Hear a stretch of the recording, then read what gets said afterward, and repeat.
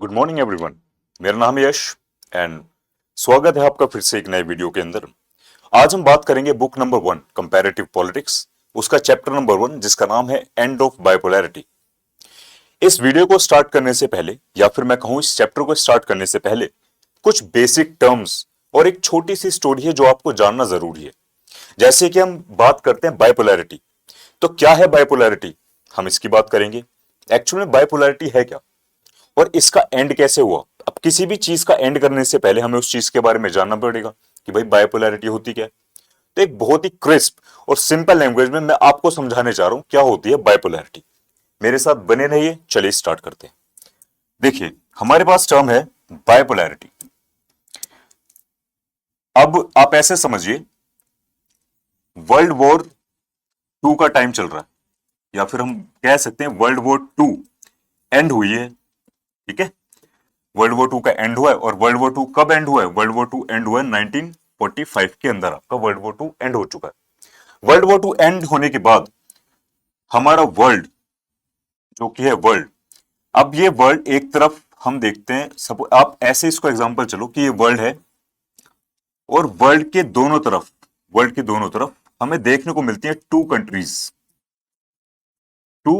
Countries हमें देखने को मिली। 2 कंट्रीज आगे चल के क्या बनती हैं? यही 2 कंट्रीज अपने खुद का एक ग्रुप बना लेती हैं, अपना खुद का ग्रुप बना लेती हैं और ये बोलते हैं कि ये ग्रुप एक स्पेसिफिक आइडियोलॉजी पर काम करेगा। स्पेसिफिक आइडियोलॉजी पर ये ग्रुप काम करेगा कि ये एक मेरा ग्रुप होगा, ये मेरी आइडियोलॉजी पे काम करेगा, एक आपका ग्रुप होगा या आपकी आइडियोलॉजी पे काम करेगा। अब पूरी दुनिया ऐसे करके 2 ग्रुप्स में डिवाइड हो चुकी है और बाकी कंट्रीज के पास अब कोई ऑप्शन नहीं बचा कि वो इन दोनों ग्रुप के अलावा कुछ और करें। तो यही हुआ। अब पूरी पूरी दुनिया या फिर हम कहें पूरा वर्ल्ड 2 पार्ट्स में डिवाइड हो गया, जहां पर एक तरफ एक पावरफुल कंट्री या फिर ये दोनों कंट्रीज पावरफुल हैं। इस चीज का आप ध्यान रखिए, ये दोनों कंट्रीज बहुत ज्यादा पावरफुल कंट्रीज है। काइंड ऑफ अगर मैं एग्जांपल लूं तो ये दोनों अपने अपने एरिया के क्या है? ये दोनों है माफिया कंट्रीज, अपने अपने एरियाज की। सबने इनको फॉलो करना स्टार्ट किया और इन दोनों का ग्रुप बना और ये ग्रुप वर्ल्ड के दोनों तरफ हुआ, एक तरफ वर्ल्ड के वेस्ट में और एक तरफ वर्ल्ड के ईस्ट में। अब वर्ल्ड के ईस्ट में कौन था माफिया? यूएसएसआर। और वर्ल्ड के वेस्ट में कौन था? यूएसए। ये सारा काम हो रहा है वर्ल्ड वॉर 2 के बाद। ठीक है, चलिए अब यहां पर कुछ टर्म्स जानने वाली और है हमारे पास, जैसे कि देखिए जरा यूएसए। अब ये 2 आइडियोलॉजीज को फॉलो कर रहे हैं, ये हमने देखा। ठीक है, वो 2 आइडियोलॉजीज कौन कौन सी थी? 2 आइडियोलॉजीज थी एक्चुअल में। एक, यूएसए बोल रहा है कि मैं यूएसए बोल रहा है कि देखो हम मानते हैं कि हर एक इंडिविजुअल के पास उसका राइट होना चाहिए, हर एक इंडिविजुअल के पास उसका राइट होना चाहिए। हम मानते हैं इकोनॉमी कैसी होनी चाहिए? इकोनॉमी होनी चाहिए कैपिटलिस्ट इकोनॉमी होनी चाहिए। अभी थोड़ी ही देर में मैं आपको बता दूंगा कि कैपिटलिस्ट क्या होती है। ठीक है, चलिए। लेकिन उधर सोशलिज्म क्या बोल रहा है? एक उधर आइडियोलॉजी है जो है यूएसएसआर। यूएसएसआर क्या बोलता है? यूएसएसआर बोलता है कि देखो मैं मानता हूं कि सबके ऊपर कौन होना चाहिए? हमेशा गवर्नमेंट होनी चाहिए। और मैं मानता हूं सोशलिज्म के अंदर मैं मानता हूं जी। ठीक है, अब ये दोनों ग्रुप डिवाइड हो गए।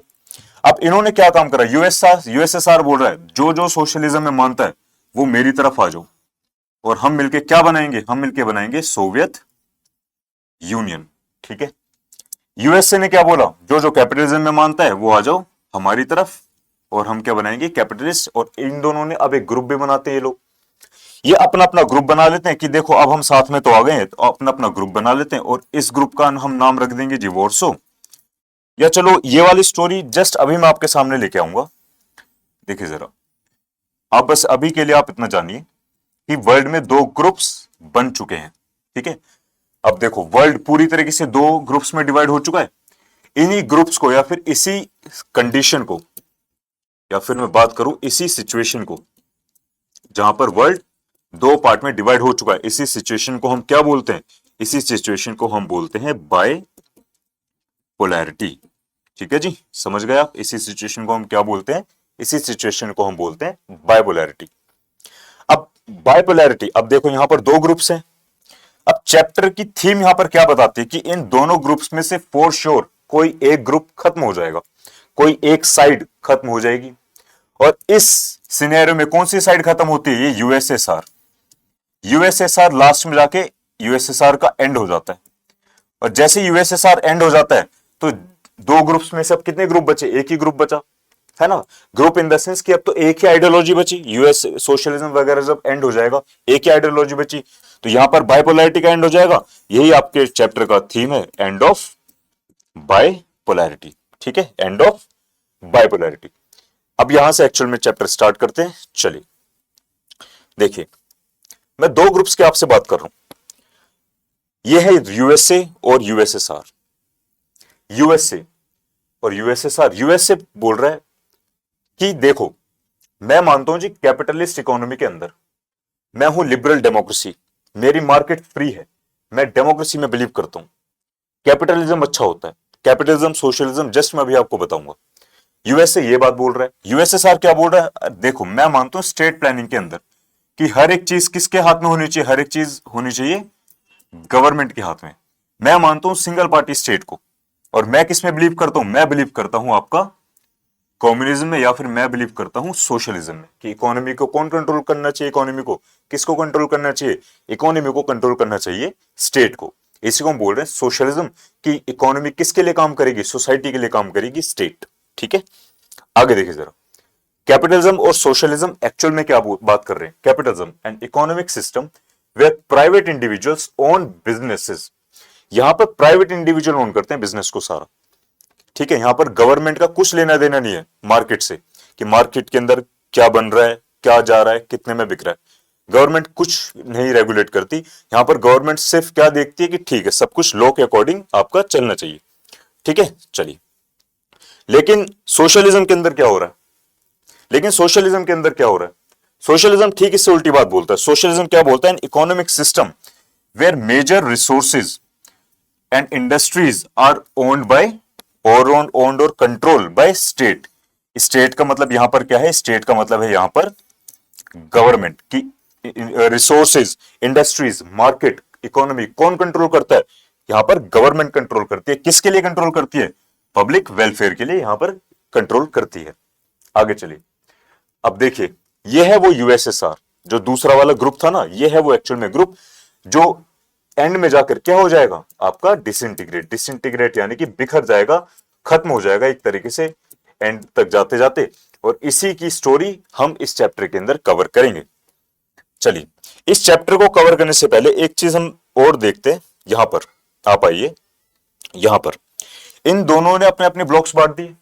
अब यहां पर आपको दिख रहा है दो तरह की दुनिया आपको दिख रही होंगी भाई। एक तरफ पूरा ही अलग सिस्टम चल रहा है और एक तरफ बिल्कुल ही अलग सिस्टम चल रहा है। इन्हीं को जो जो कैपिटलिस्ट को फॉलो करता है, जो जो कैपिटलिज्म को फॉलो करता है, उस वाले पार्ट को हमने क्या बोला? उस वाले पार्ट को हमने बोला हमारा फर्स्ट वर्ल्ड। इस वाले पार्ट को हमने क्या बोला? द फर्स्ट वर्ल्ड बोला। जो सोशलिस्ट इकोनॉमी को फॉलो करता है या फिर जो सोशलिज्म में बिलीव करता है, जो ये वाला पोर्शन है, इसको हमने क्या बोला? इसको हमने नाम दिया आपका सेकंड वर्ल्ड। ठीक है, इसको हमने क्या बोल रहे हैं? Second world. और जो रिमेनिंग पार्ट है, जो ये रिमेनिंग पार्ट बच गया ना, ये सारा, इस जो नॉन अलाइंड है, इसको हम क्या बोल रहे हैं? इसको हम बोल रहे हैं आपका, इसको हम बोल रहे हैं द थर्ड वर्ल्ड। और इस पार्ट में हम यही डिस्कस करेंगे कि सेकंड वर्ल्ड जिस जो है Soviet union, second group, socialist group जो है, कैसे ये ग्रुप, ये वाला यूएसएसआर, कैसे ये यूएसएसआर क्या था? ये सेकंड ग्रुप क्या था? USSR socialist state. यहां पर जो जहां पर सोशलिज्म फॉलो किया जा रहा है, वहां की स्टेट, वहां की गवर्नमेंट थी कैसी? जो कि खत्म हो गई। कैसी थी वहां की गवर्नमेंट? सोशलिस्ट ब्लॉक, ब्लॉक का मतलब वो वाला ग्रुप, वो ग्रुप कैसा था जो कि खत्म हो गया? कैसा था वो ग्रुप, है ना? Soviet invasion. अच्छा, उस ग्रुप ने कुछ इन्वेड भी किया था अफगानिस्तान के अंदर, इन्वेजन किया था। ये क्यों किया था? हम ये देखेंगे इस चैप्टर के अंदर। गोर्बाचेव कौन था? गोर्बाचेव आया और डिसइंटीग्रेशन कैसे स्टार्ट हुआ? कि ये जो ग्रुप पहले एक साथ था, ये अलग अलग कैसे हो गया, ये एंड कैसे हो गया, हम ये देखेंगे इस चैप्टर के अंदर। फिर हम देखेंगे बर्लिन वॉल क्या थी, बर्लिन वॉल कैसे, to fall of Berlin wall क्या है। हम देखेंगे इन द एंड कि सोवियत यूनियन खत्म हो गया, लेकिन सोवियत यूनियन खत्म होने के रीजंस एक्चुअल में क्या रीजंस थे, वो क्या ऐसी वजह थी जिसकी वजह से सोवियत यूनियन आपका खत्म हो गया, वो क्या वजह थी ऐसी, कॉन्सिक्वेंसेज ऑफ डिसइंटीग्रेशन। चलिए खत्म तो हो गया, हमने रीजंस भी देख लिए, लेकिन इसका रिजल्ट क्या निकला हम ये भी देखेंगे। In the and shock therapy क्या थी, शॉक थेरेपी का मतलब था कि भाई जो सोशलिज्म खत्म हो चुका है, अब सोशलिज्म तो रहा नहीं, अब आप अपनी कंट्री किस सिस्टम से चलाओगे, है ना, अब उस सिस्टम को चेंज करना पड़ेगा। उसी चेंज को, वो चेंज कैसे होगा, कैसे हम चेंज करेंगे, वो हम सब पढ़ेंगे शॉक थेरेपी के अंदर। आगे देखिए जरा, अब एक टर्म आती है cold war, the cold war. Cold war क्या थी, कोल्ड वॉर से पहले हम ये चीज जान लेते हैं कि देखिए जरा, वर्ल्ड वॉर टू, ठीक है, वर्ल्ड वॉर टू, या इसको एक अलग स्लाइड पे मैं आपको समझाता हूं। वर्ल्ड वॉर टू, ठीक है, वर्ल्ड वॉर टू में मास लेवल पर वेपन्स का यूज हुआ, वेपन्स का यूज हुआ, हर जगह हथियार, बॉम्ब वगैरह सब चीज गिराई गई, है ना, लड़ाई हुई, मास वेपन्स का यूज हुआ। अब वर्ल्ड वॉर टू के बाद कंट्रीज की इकोनॉमीज, जो कंट्रीज की इकोनॉमीज थी वो क्या हो गई हैं, वो डाउन हो गई हैं, या फिर हम कहें तो लो हो गई हैं, ठीक है, कंट्रीज इकोनॉमी लो हो गई है। अब कंट्रीज के पास पैसा नहीं है क्या करने के लिए, अलग से जंग लड़ने के लिए। लेकिन अभी भी कुछ कंट्रीज ऐसी हैं जैसे कि यूएसए और यूएसएसआर, जो कि अभी भी बाकी सारी दुनिया से क्या है, ऊपर की तरफ है, अभी भी थोड़े अपर लेवल पर है, स्ट्रॉन्ग है, इसको हम स्ट्रॉन्ग बोल सकते हैं कि अभी भी ये लोग क्या है, डोमिनेंट हैं, अभी भी ये लोग बाकी की कंट्रीज के ऊपर कंट्रोल, अपना दबदबा अच्छे से कर सकते हैं। लेकिन अब इनका आपस में भी क्लैश कुछ चल रहा है, क्यों, ये अलग थॉट रखता है अपने, ये अलग थॉट्स रखता है अपने, ये अपने अलग थॉट्स रखता है कि नहीं है। चलिए अब, लेकिन ये जैसे ये दोनों डोमिनेंट है तो ये लोग चाहेंगे कि दुनिया में हमारी बात सुनी जाए। अब ये दोनों आपस में भी इनका वर्सेस मोड चल रहा है। अब यही भाई, इकोनॉमी डाउन है, लड़ाई है, लड़ नहीं सकते हथियारों से, तो ये क्या करते हैं, तो यहां पर अब होता है clash, clash of ideas, clash of ideas होता है कि हथियारों से जंग नहीं लड़ी जा रही, लेकिन यहां पर किससे जंग लड़ी जा रही है, यहां पर जंग लड़ी जा रही है विचारों की, यहां पर थॉट्स की लड़ाई हो रही है इनकी आपस में। और इन्हीं क्लैश ऑफ आइडियाज को हम क्या बोलते हैं, इसी को हम बोलते हैं कोल्ड वॉर, इसी को हम क्या बोलते हैं, कोल्ड वॉर बोल देते हैं। और ये टाइम पीरियड कौन सा है, वर्ल्ड वॉर टू कब खत्म हुआ था, 1945, और सोवियत यूनियन जो कि यूएसएसआर है, ये कब एंड हुआ था, 1991 में। इस वाले पीरियड को हम क्या बोलते हैं, इस वाले पीरियड को हम बोलते हैं कोल्ड वॉर, ठीक है, क्लियर है।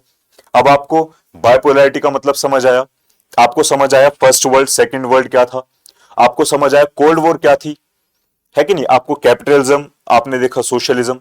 अब चलते हैं एक्चुअल इस चैप्टर की तरफ कि इस चैप्टर का बैकग्राउंड और इस चैप्टर के अंदर कंटेंट क्या है। देखिए जरा, चलिए देखिए, अब जरा वापस आते हैं, the background of the cold war. Cold war start हुई तो हुई कैसे, ये सिनेरियो कैसे क्रिएट हुआ। वर्ल्ड वॉर टू के टाइम पर, वर्ल्ड वॉर टू मैं लिख देता हूं यहां पर, world war two, world war two के टाइम पर पूरे वर्ल्ड में दो ग्रुप्स बने कंट्रीज के, जो आपस में लड़ रहे थे।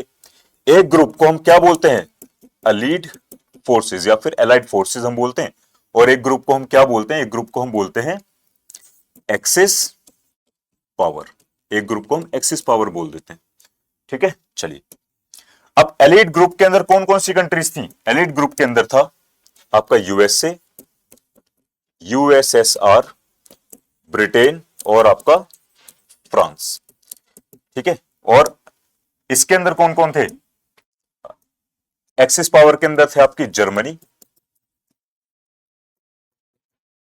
जापान और आपकी इटली, ये एक्सिस पावर के अंदर थे।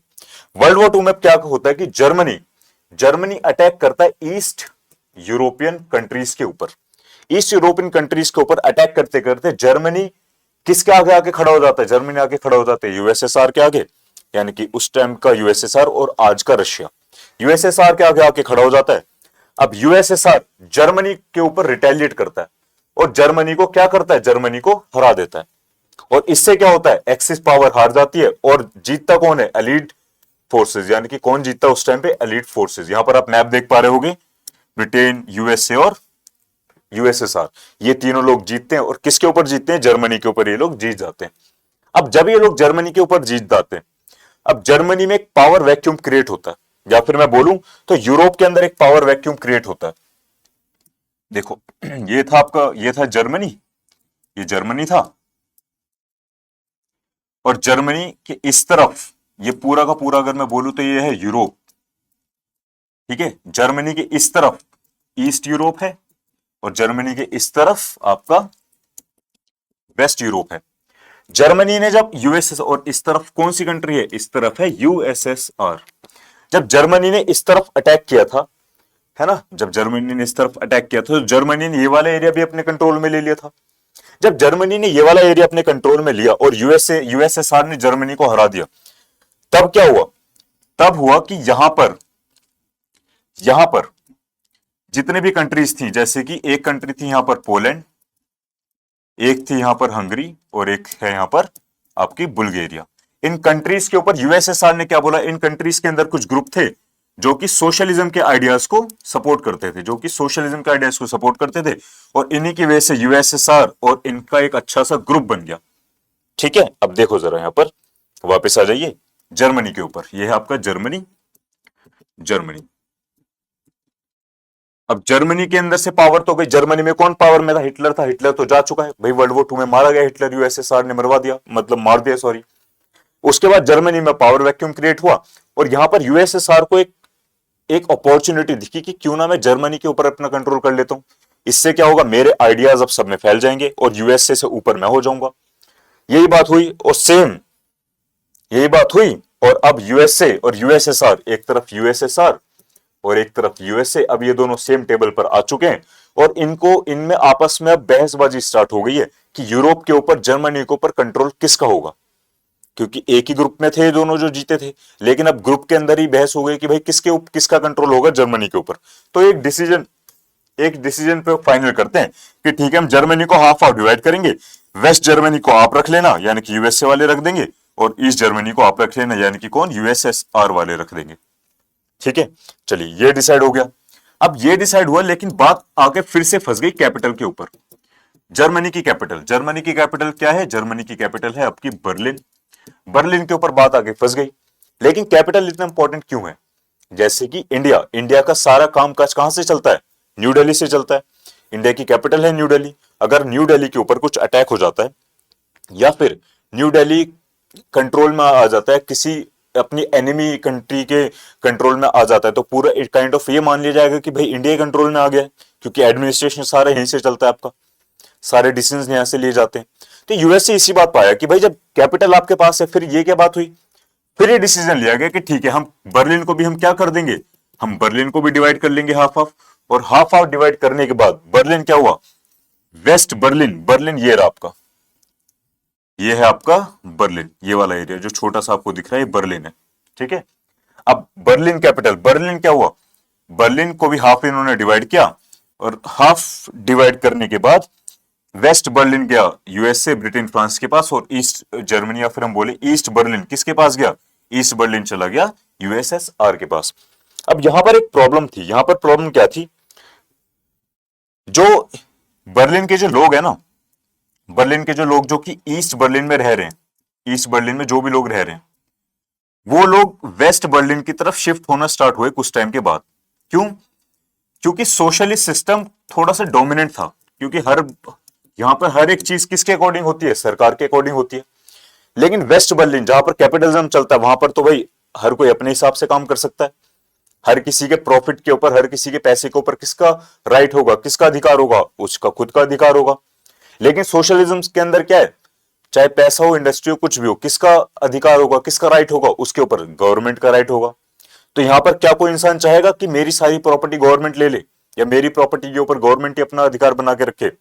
नहीं चाहेगा कोई भी, ऑब्वियस सी बात है। तो यहां पर क्या हुआ, ईस्ट बर्लिन से लोग शिफ्ट होना स्टार्ट हुए। शिफ्ट कहां पर स्टार्ट हुए, वेस्ट बर्लिन की तरफ शिफ्ट होना लोग स्टार्ट हो गए। यूएसएसआर को यह बात पसंद नहीं आई कि भाई ईस्ट बर्लिन से लोग वेस्ट बर्लिन में क्यों जा रहे हैं। अब इनकी शिफ्टिंग को रोकने के लिए, इनके ट्रांसफर को रोकने के लिए यूएसएसआर ने क्या काम करा, यूएसएसआर ने करा बर्लिन के बीचों बीच एक दीवार खड़ी कर दी। बर्लिन के बीचों बीच एक दीवार खड़ी कर दी और अब से बोल दे कि अब इस दीवार के बाद कोई नहीं जाएगा, और यही दीवार आपकी क्या बनी, यही दीवार आपकी आगे चल के बनती है आपकी बर्लिन वॉल। बर्लिन वॉल ये दीवार बन जाती है। ये देखिए एक दीवार खड़ी कर दी है जहां पर एक तरफ अब फॉलो किया जाएगा आपका सोशलिज्म और एक तरफ फॉलो किया जाएगा अब आपका कैपिटलिज्म। ठीक है, और यही दीवार को हम क्या बोलते हैं, the Berlin wall. Berlin wall कब बनती है, बर्लिन वॉल बनाई जाती है 1961 में। बर्लिन वॉल अब क्या दिखाती है भाई, इससे पहले ऐसा कुछ नहीं था। इससे पहले यह था कि चलो ठीक है, दो कंट्रीज आपस में लड़ तो रही हैं, लेकिन ठीक है भाई, हर किसके बीच में नहीं होते मनमुटाव, होता है। लेकिन जब ये बर्लिन वॉल कंप्लीट हो चुकी है, अब बर्लिन वॉल बन चुकी है, अब पूरी दुनिया में ये मैसेज चला गया कि भाई अब एक्चुअल में अब दुनिया बट चुकी है आधे आधे में। ये सिंबलाइज करता है कि एक दीवार है, ये एक तरीके का पर्दा है, कि ये पर्दा है जिसके एक तरफ अलग दुनिया है और दूसरी तरफ अलग दुनिया चलती है। एक तरफ है सेकंड वर्ल्ड और एक तरफ है फर्स्ट वर्ल्ड, बर्लिन वॉल। और इसी को हम एक्चुअल में क्या बोलते हैं, इसी को हम बोलते हैं आयरन कर्टेन। इसी को हम क्या बोल रहे हैं, आपका आयरन कर्टेन बोल रहे हैं। ठीक है, चलिए इसी को हम आयरन कर्टेन बोल रहे हैं। एक सेकेंड, हाँ चलिए, ठीक है जी। अब देखिए जरा, the Berlin wall symbolised political, economic, ideological divide किसके बीच में, जो वेस्ट का कैपिटलिस्ट वर्ल्ड है और ईस्ट का कम्युनिस्ट वर्ल्ड है। यहां पर आप कम्युनिस्ट और सोशलिज्म में कंफ्यूज मत होइए। देखिए जरा, सोशलिज्म एक सिस्टम है, एक तरीके का सिस्टम है। इस सिस्टम में क्या होता है कि जितने भी रिसोर्सेज हैं,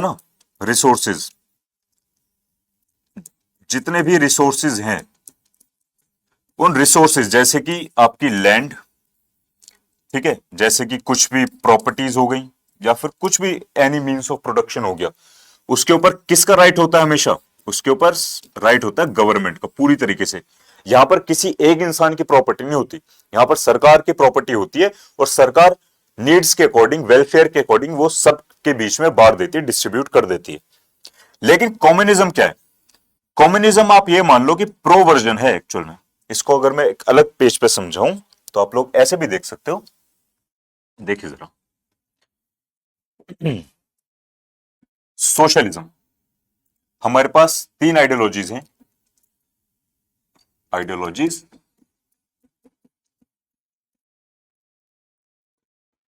तीन टाइप्स के हमारे पास।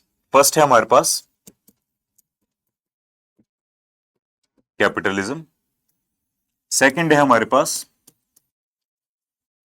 सोशलिज्म, और जब सोशलिज्म ही प्रो हो जाए तब वो जाके क्या बन जाता है, तब वो बनता है आपका कम्युनिज्म। ठीक है, कैपिटलिज्म क्या है, सपोज फॉर एग्जांपल ये है एक पर्सन ए। अब ए ने एक फैक्ट्री खड़ी करी है, ठीक है, ए ने क्या खड़ी करी है, एक फैक्ट्री खड़ी करी है। अब इस फैक्ट्री को चलाने के लिए कुछ मीन्स ऑफ प्रोडक्शन चाहिए, मीन्स ऑफ प्रोडक्शन जैसे कि लैंड, लेबर, कैपिटल और रॉ मटेरियल यानी कि रिसोर्सेस कुछ चाहिए। इन सब के ऊपर राइट किसका होगा, यानी कि अब यहां से जो भी प्रॉफिट होगा या फिर यहां से जो भी प्रोडक्शन होगी या फिर हम मान ले कि जो भी प्रॉपर्टी है, इस सारी प्रॉपर्टी के ऊपर राइट किसका है, इस सारी प्रॉपर्टी के ऊपर इसी का राइट है कि जी मेरा ही पैसा है, मेरा ही राइट है। यहां पर सपोज अब ये है सरकार, ये सरकार है। अब सरकार यहां पर बिल्कुल भी दखल अंदाजी नहीं करेगी। ठीक है जी, ये कॉन्सेप्ट है आपका कैपिटलिज्म का, जो कि कहां फॉलो किया जाता है, जो कि फॉलो किया जा रहा है यूएसए के अंदर। बात करते हैं सोशलिज्म की। सोशलिज्म क्या है, सोशलिज्म है, यह है सरकार, ठीक है, गवर्नमेंट है, गवर्नमेंट, गवर्नमेंट ने क्या बोला, जितनी भी फैक्ट्रीज होंगी, जितनी भी इंडस्ट्रीज होंगी, जितने भी रिसोर्सेज होंगे, रिसोर्सेज, जितने भी रिसोर्सेज होंगे, उन सबके ऊपर, उन सबके ऊपर किसका कंट्रोल होगा, या फिर ऐसे कर लो, उन सबके ऊपर किसका कंट्रोल होगा, सिर्फ और सिर्फ सरकार का कंट्रोल होगा। और सरकार अपने अकॉर्डिंग इन सबको क्या करेगी, डिस्ट्रीब्यूट, या तो डिस्ट्रीब्यूट कर देगी, या फिर सरकार इनको क्या कर देगी, यूज करेगी। किसके लिए यूज करेगी, सोसाइटी के लिए, या फिर सोसाइटी के भलाई के लिए यूज कर देगी। यह है आपका सोशलिज्म। लेकिन कम्युनिज्म क्या है, कम्युनिज्म थोड़ा इससे एक स्टेप और आगे बढ़ जाता है, और कम्युनिज्म बात करता है कि देखो, सरकार की हमें जरूरत ही नहीं है, यह है जनता, जनता जनार्दन, ठीक है, यह है सोसाइटी, और यह है रिसोर्सेज, ये रिसोर्सेज हैं। जनता को किसी सरकार की जरूरत नहीं है, जनता खुद ही इतनी समझदार है कि वो इन रिसोर्सेज को यूज कर लेगी, किसके अकॉर्डिंग, जैसी जिसकी नीड होगी उसको वैसे ही रिसोर्सेज मिल जाएंगे। कम्युनिज्म ये है, समझ गए। ये कहां पर यूज हो रहा है, कैपिटलिज्म, ये आपका यूज हो रहा है यूएसए के अंदर। कम्युनिज्म, सोशलिज्म कहां पर यूज हो रहा है, सोशलिज्म आपका यूज हो रहा है यूएसएसआर के अंदर यूज हो रहा है। अब यूएसएसआर कम्युनिज्म में जाना चाहती है लेकिन जा नहीं पाती, ये बात क्लियर। इसको एक एग्जांपल ये भी समझ लो कि भाई ये है आपका कैपिटलिज्म और ये है आपका कम्युनिज्म, और इन दोनों के बीच का जो पार्ट है ये क्या है आपका, ये है आपका सोशलिज्म। सोशलिज्म पे कौन अटका हुआ है, यूएसएसआर। कम्युनिज्म पे कौन अटका हुआ है, यूएसए। और इन दोनों के बीच में ही, इन दोनों के बीच में ही पूरा वर्ल्ड डिवाइडेड है। एक तरफ यूएसए का वर्ल्ड है और एक तरफ यूएसएसआर का वर्ल्ड है। यूएसए का वर्ल्ड है आपका द फर्स्ट वर्ल्ड, यूएसएसआर का है आपका द सेकेंड वर्ल्ड, ठीक है। और ये समझ गया अब आप, कम्युनिज्म कैपिटलिज्म, चलो अच्छी बात है, ठीक है। Capital west and communist east during the cold war. और कोल्ड वॉर के टाइम पे अब यही दीवार बनी क्या, एक सिंबल बन गया कि भाई अब से एक्चुअल डिवाइड हो चुका है। इसी दीवार को हम आयरन कर्टेन के नाम से भी जानते हैं। किसके नाम से हम जानते हैं जी इसको, आयरन कर्टेन। ये कब बनी थी दीवार, ये बनी थी 1961 में, द बर्लिन वॉल। चलिए अब यहां से श्योर हो चुका है। अब आपको एक ब्रीफ हिस्ट्री पता चल चुकी है कि कैसे वर्ल्ड दो पार्ट में डिवाइड हुआ। वर्ल्ड वॉर 2 के बाद कोल्ड वॉर क्या है, ठीक है, वर्ल्ड वॉर विदाउट वेपन्स। याद है, ऐसे हम दोस्त लोग आपस में बैठ जाते हैं कि हाथ पैरों से नहीं, एक काम करते हैं, आंख से आंख मिलाएंगे और जिसने भी पहले पलक झपका दी वो हार जाएगा। तो कहीं ना हम एकदम चुपचाप होकर बैठ जाते हैं, साइलेंट, और एक दूसरे को घूरते हैं कि कौन पहले नीचे, कौन पहले पलक झपकाएगा, कौन हार जाएगा। एक साइलेंट वॉर चलती है ना, कि हाथ पैर कुछ नहीं चल रहे लेकिन एक आंखों से एक लड़ाई लड़ी जा रही है। तो सेम वैसे ही कोल्ड वॉर है कि हथियार का यूज नहीं हो रहा, सिर्फ विचारधाराओं की, थॉट्स की, आइडियाज की लड़ाई हो रही है यूएस और यूएसएसआर के बीच में। अब ये लोग कुछ ग्रुप भी बनाएंगे अपने साथ। अब ये लोग कुछ ग्रुप्स बनाते हैं और यूएसए बोलेगा कि यार देखो, हम एक काम करते हैं, हम एक ग्रुप बना लेते हैं और उस ग्रुप को हम क्या बोलेंगे, उस ग्रुप को हम बोलेंगे नाटो। यूएसए बोल रहा है कि देखो सारी की सारी कंट्रीज। अब एक चीज आप थोड़ा ज्योग्राफी के पर्सपेक्टिव से याद रखो, ये वाला जो पार्ट है ना, ये वाला जो, ये वाली जो वाटर बॉडी है, इस वाटर बॉडी को का नाम है आपका अटलांटिक, अटलांटिक ओशियन, ठीक है जी, अटलांटिक ओशियन। अब अगर मैं अर्थ को एकदम, सॉरी, अगर मैं इक्वेटर लेता हूं, ये 0 डिग्री इक्वेटर है, इक्वेटर से ऊपर है, यानी कि अटलांटिक से नॉर्थ की तरफ है ना, नॉर्थ की साइड है सारी कंट्रीज। इसलिए यूएस से जो ग्रुप बनाएगा अपनी वेस्टर्न कंट्रीज के साथ मिलकर, याद है जर्मनी के वेस्ट वाला एरिया, वेस्टर्न कंट्रीज और यूएस से जो भी ग्रुप बनाएंगे उसको क्या दिया जाएगा, नॉर्थ, उसको नाम दिया जाएगा नॉर्थ अटलांटिक ट्रीटी ऑर्गेनाइजेशन। और नॉर्थ अटलांटिक क्यों, क्योंकि अटलांटिक ओशन में नॉर्थ की तरफ है सारी कंट्रीज। अब ये सारे यार दोस्त मिलकर ग्रुप बना लेते हैं कि देखो, जैसे एक दोस्त पे हमला हुआ तो पूरा ग्रुप जाता है ना कि भाई चलो उस बंदे को पेलना है, उसने हमारे दोस्त को हाथ कैसे लगा दिया। सेम यहां पर एक कॉन्सेप्ट है कि नाटो के अंदर अभी सारी कंट्रीज हैं नॉर्थ अटलांटिक वाली, और किसी भी एक कंट्री पे हमला पूरे ग्रुप पे हमला माना जाएगा, और अब से एक ग्रुप एक कलेक्टिव सिक्योरिटी के लिए काम करेगा, एक दूसरे की सिक्योरिटी के लिए काम करेगा। और ये ग्रुप कब बनता है? ये ग्रुप बनता है आपका 1949 में, और ये कहां पर साइन किया जाता है? वॉशिंगटन, जो कि है अमेरिका की कैपिटल, जिसका नाम है वॉशिंगटन, वहां पर ये सारे बैठते हैं और वहां पर इसको साइन कर देते हैं। सेम दूसरी तरफ, अब दूसरी तरफ यूएसएसआर भी ये चीज देख रहा है। यूएसएसआर ने भी अपना खुद का ग्रुप बनाया, और पोलैंड, पोलैंड की जो कैपिटल है वॉर्सो, वहां पर ये लोग मिलते हैं वॉर्सो के अंदर, और वॉर्सो के अंदर ये लोग सारे साइन कर देते हैं, और वहीं से इनका क्या ग्रुप बनता है? Warsaw pact. और वॉर्सो पैक्ट कब बनाया जाता है आपका? 1955 के अंदर। अब दो ग्रुप्स भी बना दिए जाते हैं। ठीक है, आगे चलिए, ये देखिए NATO, Warsaw pact. Warsaw pact 1955, Warsaw, the Warsaw pact was a Soviet led military alliance created to counter NATO, created to counter NATO. Counter NATO क्यों? क्योंकि नाटो तो पहले बन चुका था। And defence of socialist countries. NATO military alliance formed by western countries to provide collective security, जैसे कि just मैंने अभी आपको बताया, collective security against threats specially from the Soviet union. इस चीज का हम ध्यान रखो, अगर मैं आपसे बोल रहा हूं यूएसएसआर और मैं एक आपसे बोल रहा हूं सोवियत यूनियन, तो ये दोनों अलग अलग नहीं है, ये एक ही टर्म है।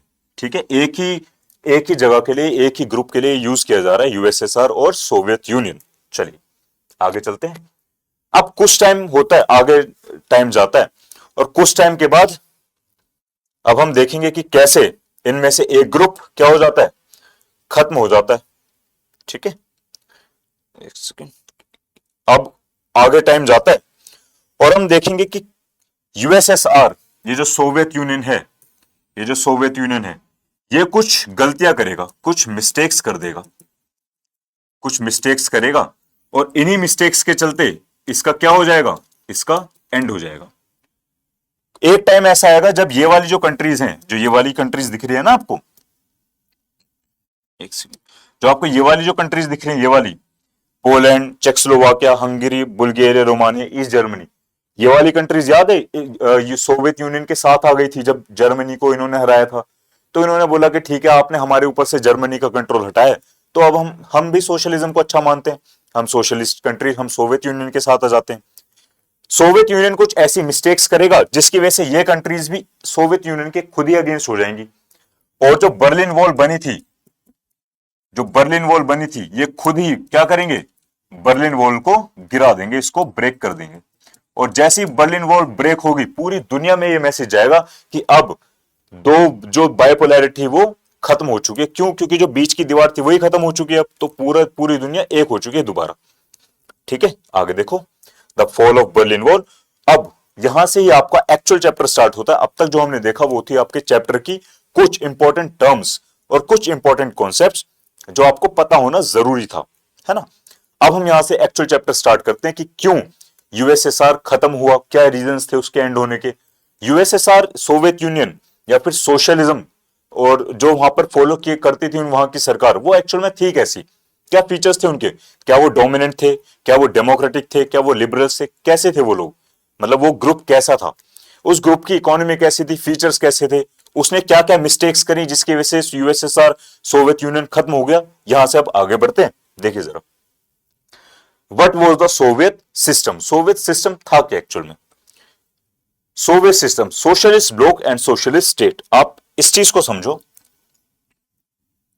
सोवियत सिस्टम, सोवियत सिस्टम के अंदर दो चीज आती हैं। एक तो जी सोवियत ब्लॉक, सोवियत ब्लॉक, या फिर हम बोल दें सोवियत कंट्रीज का group, group of Soviet countries, group of Soviet countries. कि ग्रुप ऑफ सोवियत कंट्रीज, ये जो ग्रुप था, ठीक है, इनके क्या क्या फीचर्स थे, क्या फीचर्स थे इनके, इन ग्रुप के। ठीक है, दूसरा पार्ट यहां पर निकलता है कि जो सोवियत स्टेट है, जो सोवियत स्टेट है, और याद करो मैंने आपको अभी बताया था स्टेट से मेरा मतलब क्या है, जो वहां की सरकार है, उस सरकार के क्या क्या फीचर्स थे, है ना, उस गवर्नमेंट के क्या क्या फीचर्स थे, अब हम बात करेंगे उसके बारे में। ठीक है, आगे चलते हैं, देखिए जरा, सोशलिस्ट ब्लॉक क्या बोल रहा है? Socialist bloc also known as the Eastern Bloc और सोवियत ब्लॉक, ठीक है, refers to a group of socialist states that were aligned with the Soviet Union. Soviet Union का मतलब यहां पे क्या है? यूएसएसआर, जो कि यूएसएसआर के साथ जिन्होंने अलाइन किया, कब? कोल्ड वॉर के टाइम पे जो यूएसएसआर के साथ आ गई ना, उन ग्रुप्स को मिला के और यूएसएसआर को मिला के क्या बनता है? सोशलिस्ट ब्लॉक बना दिया जाता है, ठीक है। जो जो भी कंट्रीज कोल्ड वॉर के टाइम पे सोवियत यूनियन के साथ आई थी ना, जब जर्मनी एंड हो गया और उसके बाद सोवियत यूनियन के साथ आ गई कंट्रीज, उन कंट्रीज को मिलाकर और सोवियत यूनियन को मिलाकर क्या बनता है? एक ब्लॉक बनता है, एक ग्रुप बनता है, जिसको हम क्या बोलते हैं? हम बोलते हैं सोशलिस्ट ब्लॉक। सोवियत इकोनॉमी, अब यहां की जो इकोनॉमी थी was then the more developed than the rest of the world। भाई पूरी दुनिया से अच्छी इकोनॉमी थी इनकी, पूरी दुनिया से ऊपर, लेकिन अभी भी सेकंड नंबर पे क्यों? फर्स्ट पे कौन था उस टाइम पे भी? उस टाइम पे भी फर्स्ट नंबर पे यूएसए की इकोनॉमी थी।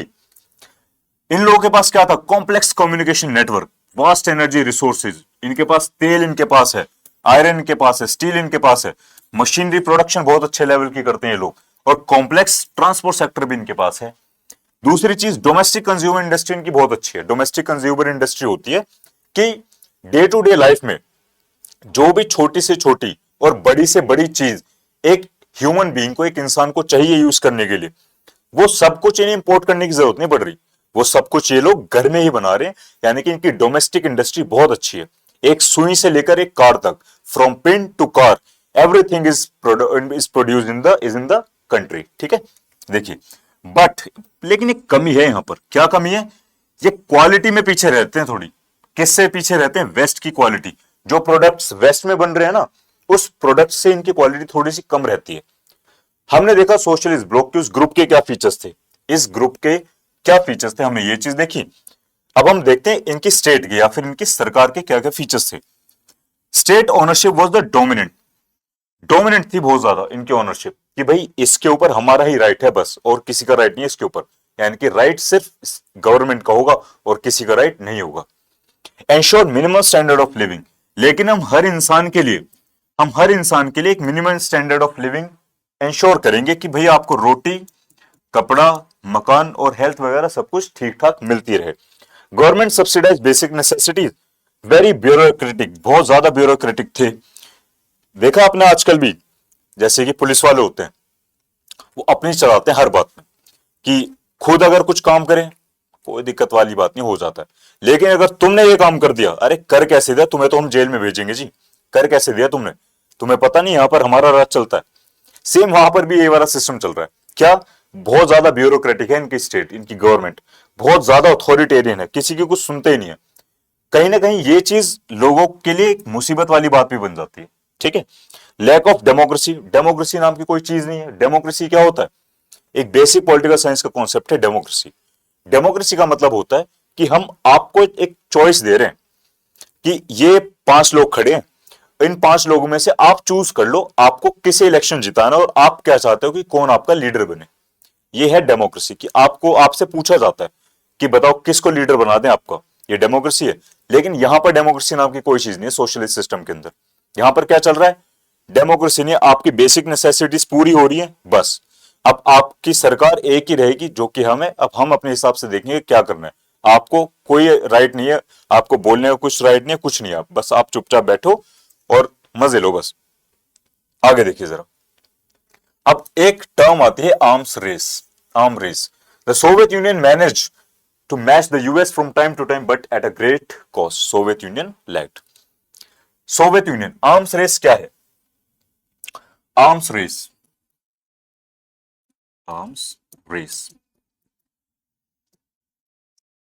कोल्ड वॉर का टाइम चल रहा है, ठीक है। कोल्ड वॉर के टाइम पर जब यूएसए शांत बैठा हुआ है, क्योंकि अभी इतना पैसा है नहीं कि अभी हम एक नई लड़ाई, एक नई जंग अफोर्ड नहीं कर सकते, तो यूएसए क्या कर रहा है? यूएसए कलेक्ट कर रहा है, लेकिन क्या कलेक्ट कर रहा है? यूएसए कलेक्ट कर रहा है वेपन्स, यूएसए कलेक्ट कर रहा है आर्म्स, एम्यूनिशंस, ये कलेक्ट कर रहा है यूएसए। यूएसए साहब ने देखा यार, यूएसए तो अभी भी हथियार वगैरह कलेक्ट करने में लगा हुआ है, कहीं हम पीछे ना रह जाएं। तो इस तरफ अब यूएसएसआर भी क्या करेगा, यूएससी की तरह कलेक्ट करना स्टार्ट करेगा। क्या कलेक्ट करना स्टार्ट करेगा, आर्म्स और वेपन्स। अब यूएसएसआर भी कलेक्ट करना स्टार्ट करेगा आर्म्स और वेपन्स। और अब इन दोनों के बीच में एक रेस लग चुकी है कि किसके पास ज्यादा हथियार होंगे। और इसी रेस को क्या बोला जा रहा है, इसी रेस को हम बोलते हैं द आर्म्स रेस बोलते हैं। ठीक है, इसी रेस को हम आर्म्स रेस बोल देते हैं। आगे देखिए, अब आर्म्स रेस कर तो रहा है और यूएसएसआर कहीं ना कहीं क्वांटिटी में यूएसएसआर कहीं ना कहीं यूएसए को मैच भी कर लेता है कि सपोज 100 मिसाइल्स हैं यूएसए के पास, तो 100 मिसाइल्स कहीं ना कहीं यूएसएसआर भी बना रहा है। लेकिन ये लोग टेक्नोलॉजी में, क्वालिटी में अभी भी यूएसए से पीछे ही है। ठीक है, देखिए जरा, सोवियत यूनियन लैग किस चीज में लैग करते हैं, टेक्नोलॉजी में, इंफ्रास्ट्रक्चर में। और तीसरी बात, सबसे बहुत एक बड़ी इंपॉर्टेंट बात होती है किसी भी सरकार के लिए, क्या वो जनता को समझ पा रहे हैं या नहीं समझ पा रहे। जब आप जनता को समझ जाओगे, जनता आपको समझ जाएगी। और ये एक जिंदगी का भी एक बहुत इंपॉर्टेंट लेसन है। अगर आप चाहते हो आपकी फैमिली या फिर आपके फ्रेंड्स आपकी बात को समझे, आपकी परेशानी को समझे, तो यह भी जरूर है कि आप भी उनको सुने, आप भी ये देखें कि उनको एक्चुअल में क्या चाहते हैं वो लोग, है ना, क्या चाहते हैं वो। जब आप ये जान जाएंगे कि यार भाई अच्छा ठीक है, मेरे दोस्त को ये चाहिए, मेरे दोस्त को ये चीज नहीं पसंद, तो मैं वो काम नहीं करूंगा। लेकिन अगर मुझे पता है कि मेरे दोस्त को काम पसंद नहीं है, लेकिन फिर भी मैं वो काम कर रहा हूं, तो एक दिन जरूर ऐसा आएगा कि वो दोस्ती टूट जाएगी। 110% वो दिन आएगा, वो दोस्ती टूट जाएगी। ये रियल लाइफ एक बात बता रहा हूं मैं आपको, प्रैक्टिकलिटी की। सरकार और जनता के बीच में यही रिलेशन होता है, गवर्नमेंट और पब्लिक, या फिर मैं बोलूं तो गवर्नमेंट और सिटीजन्स। इन दोनों के बीच में भी एक्चुअल में यही रिलेशन है।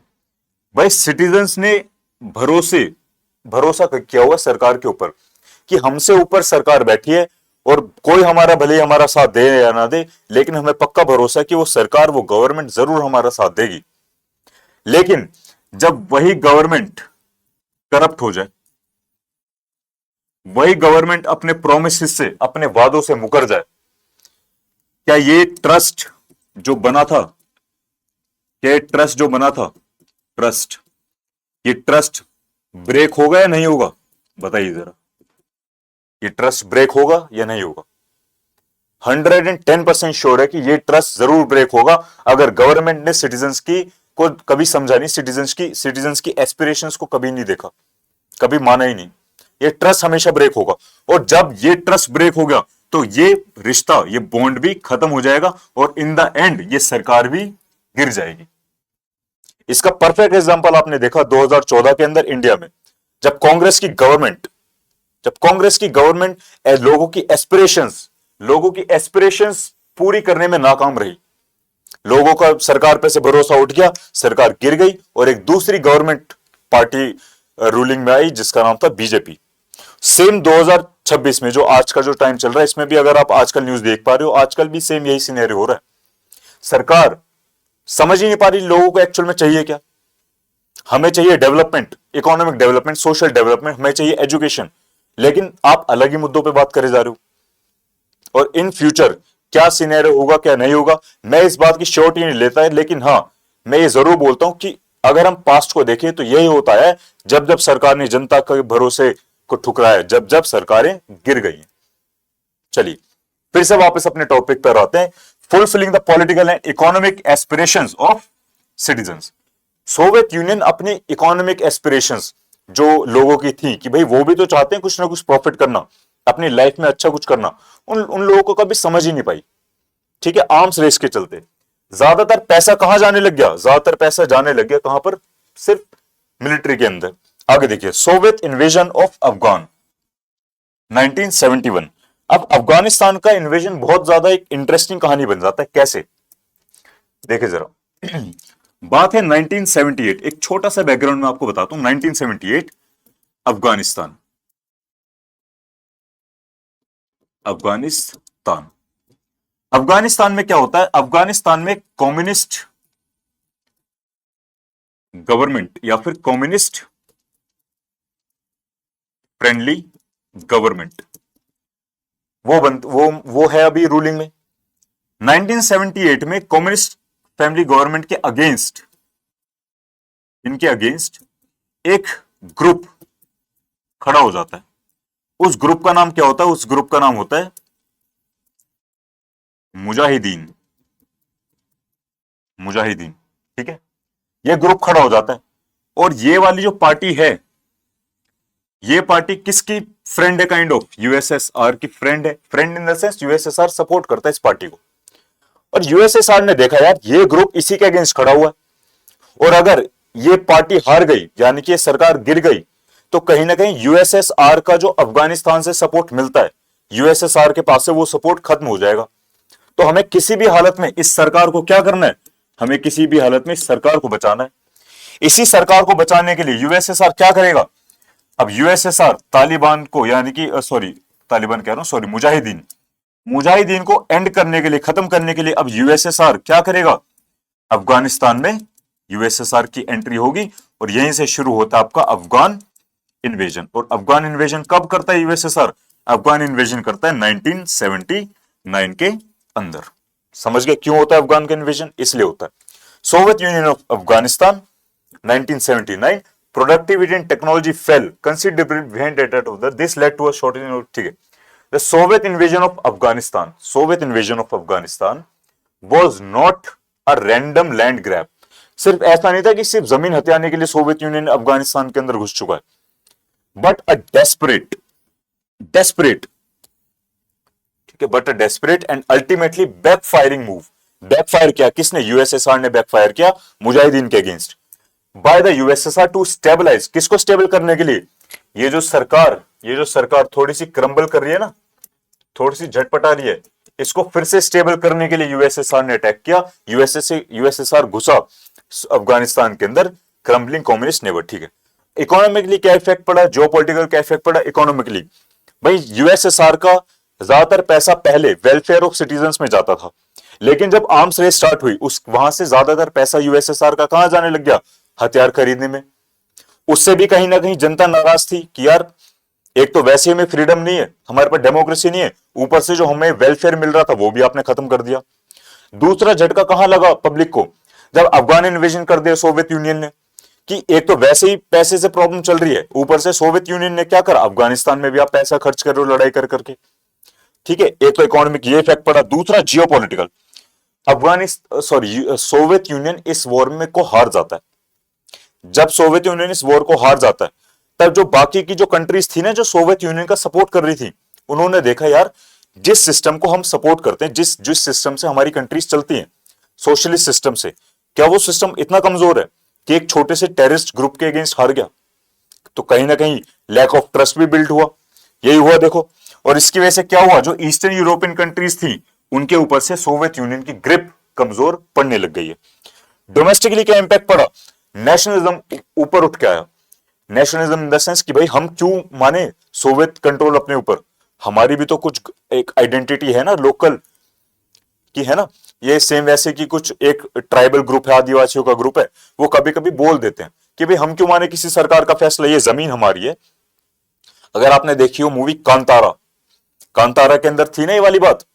क्या था कि वहां पर एक डेटी है ना, एक देव है वहां पर, और वहां वो जंगल की प्रोटेक्शन करते हैं। तो वहां के ट्राइबल लोग क्या बोलते हैं कि भाई ये जंगल ही हमारा घर है, ये जंगल पूजनीय है। और सरकार क्या बोलती है? इस जंगल को हटाना पड़ेगा जी, पेड़ को काटने पड़ेंगे, हटाना पड़ेगा इस जंगल को।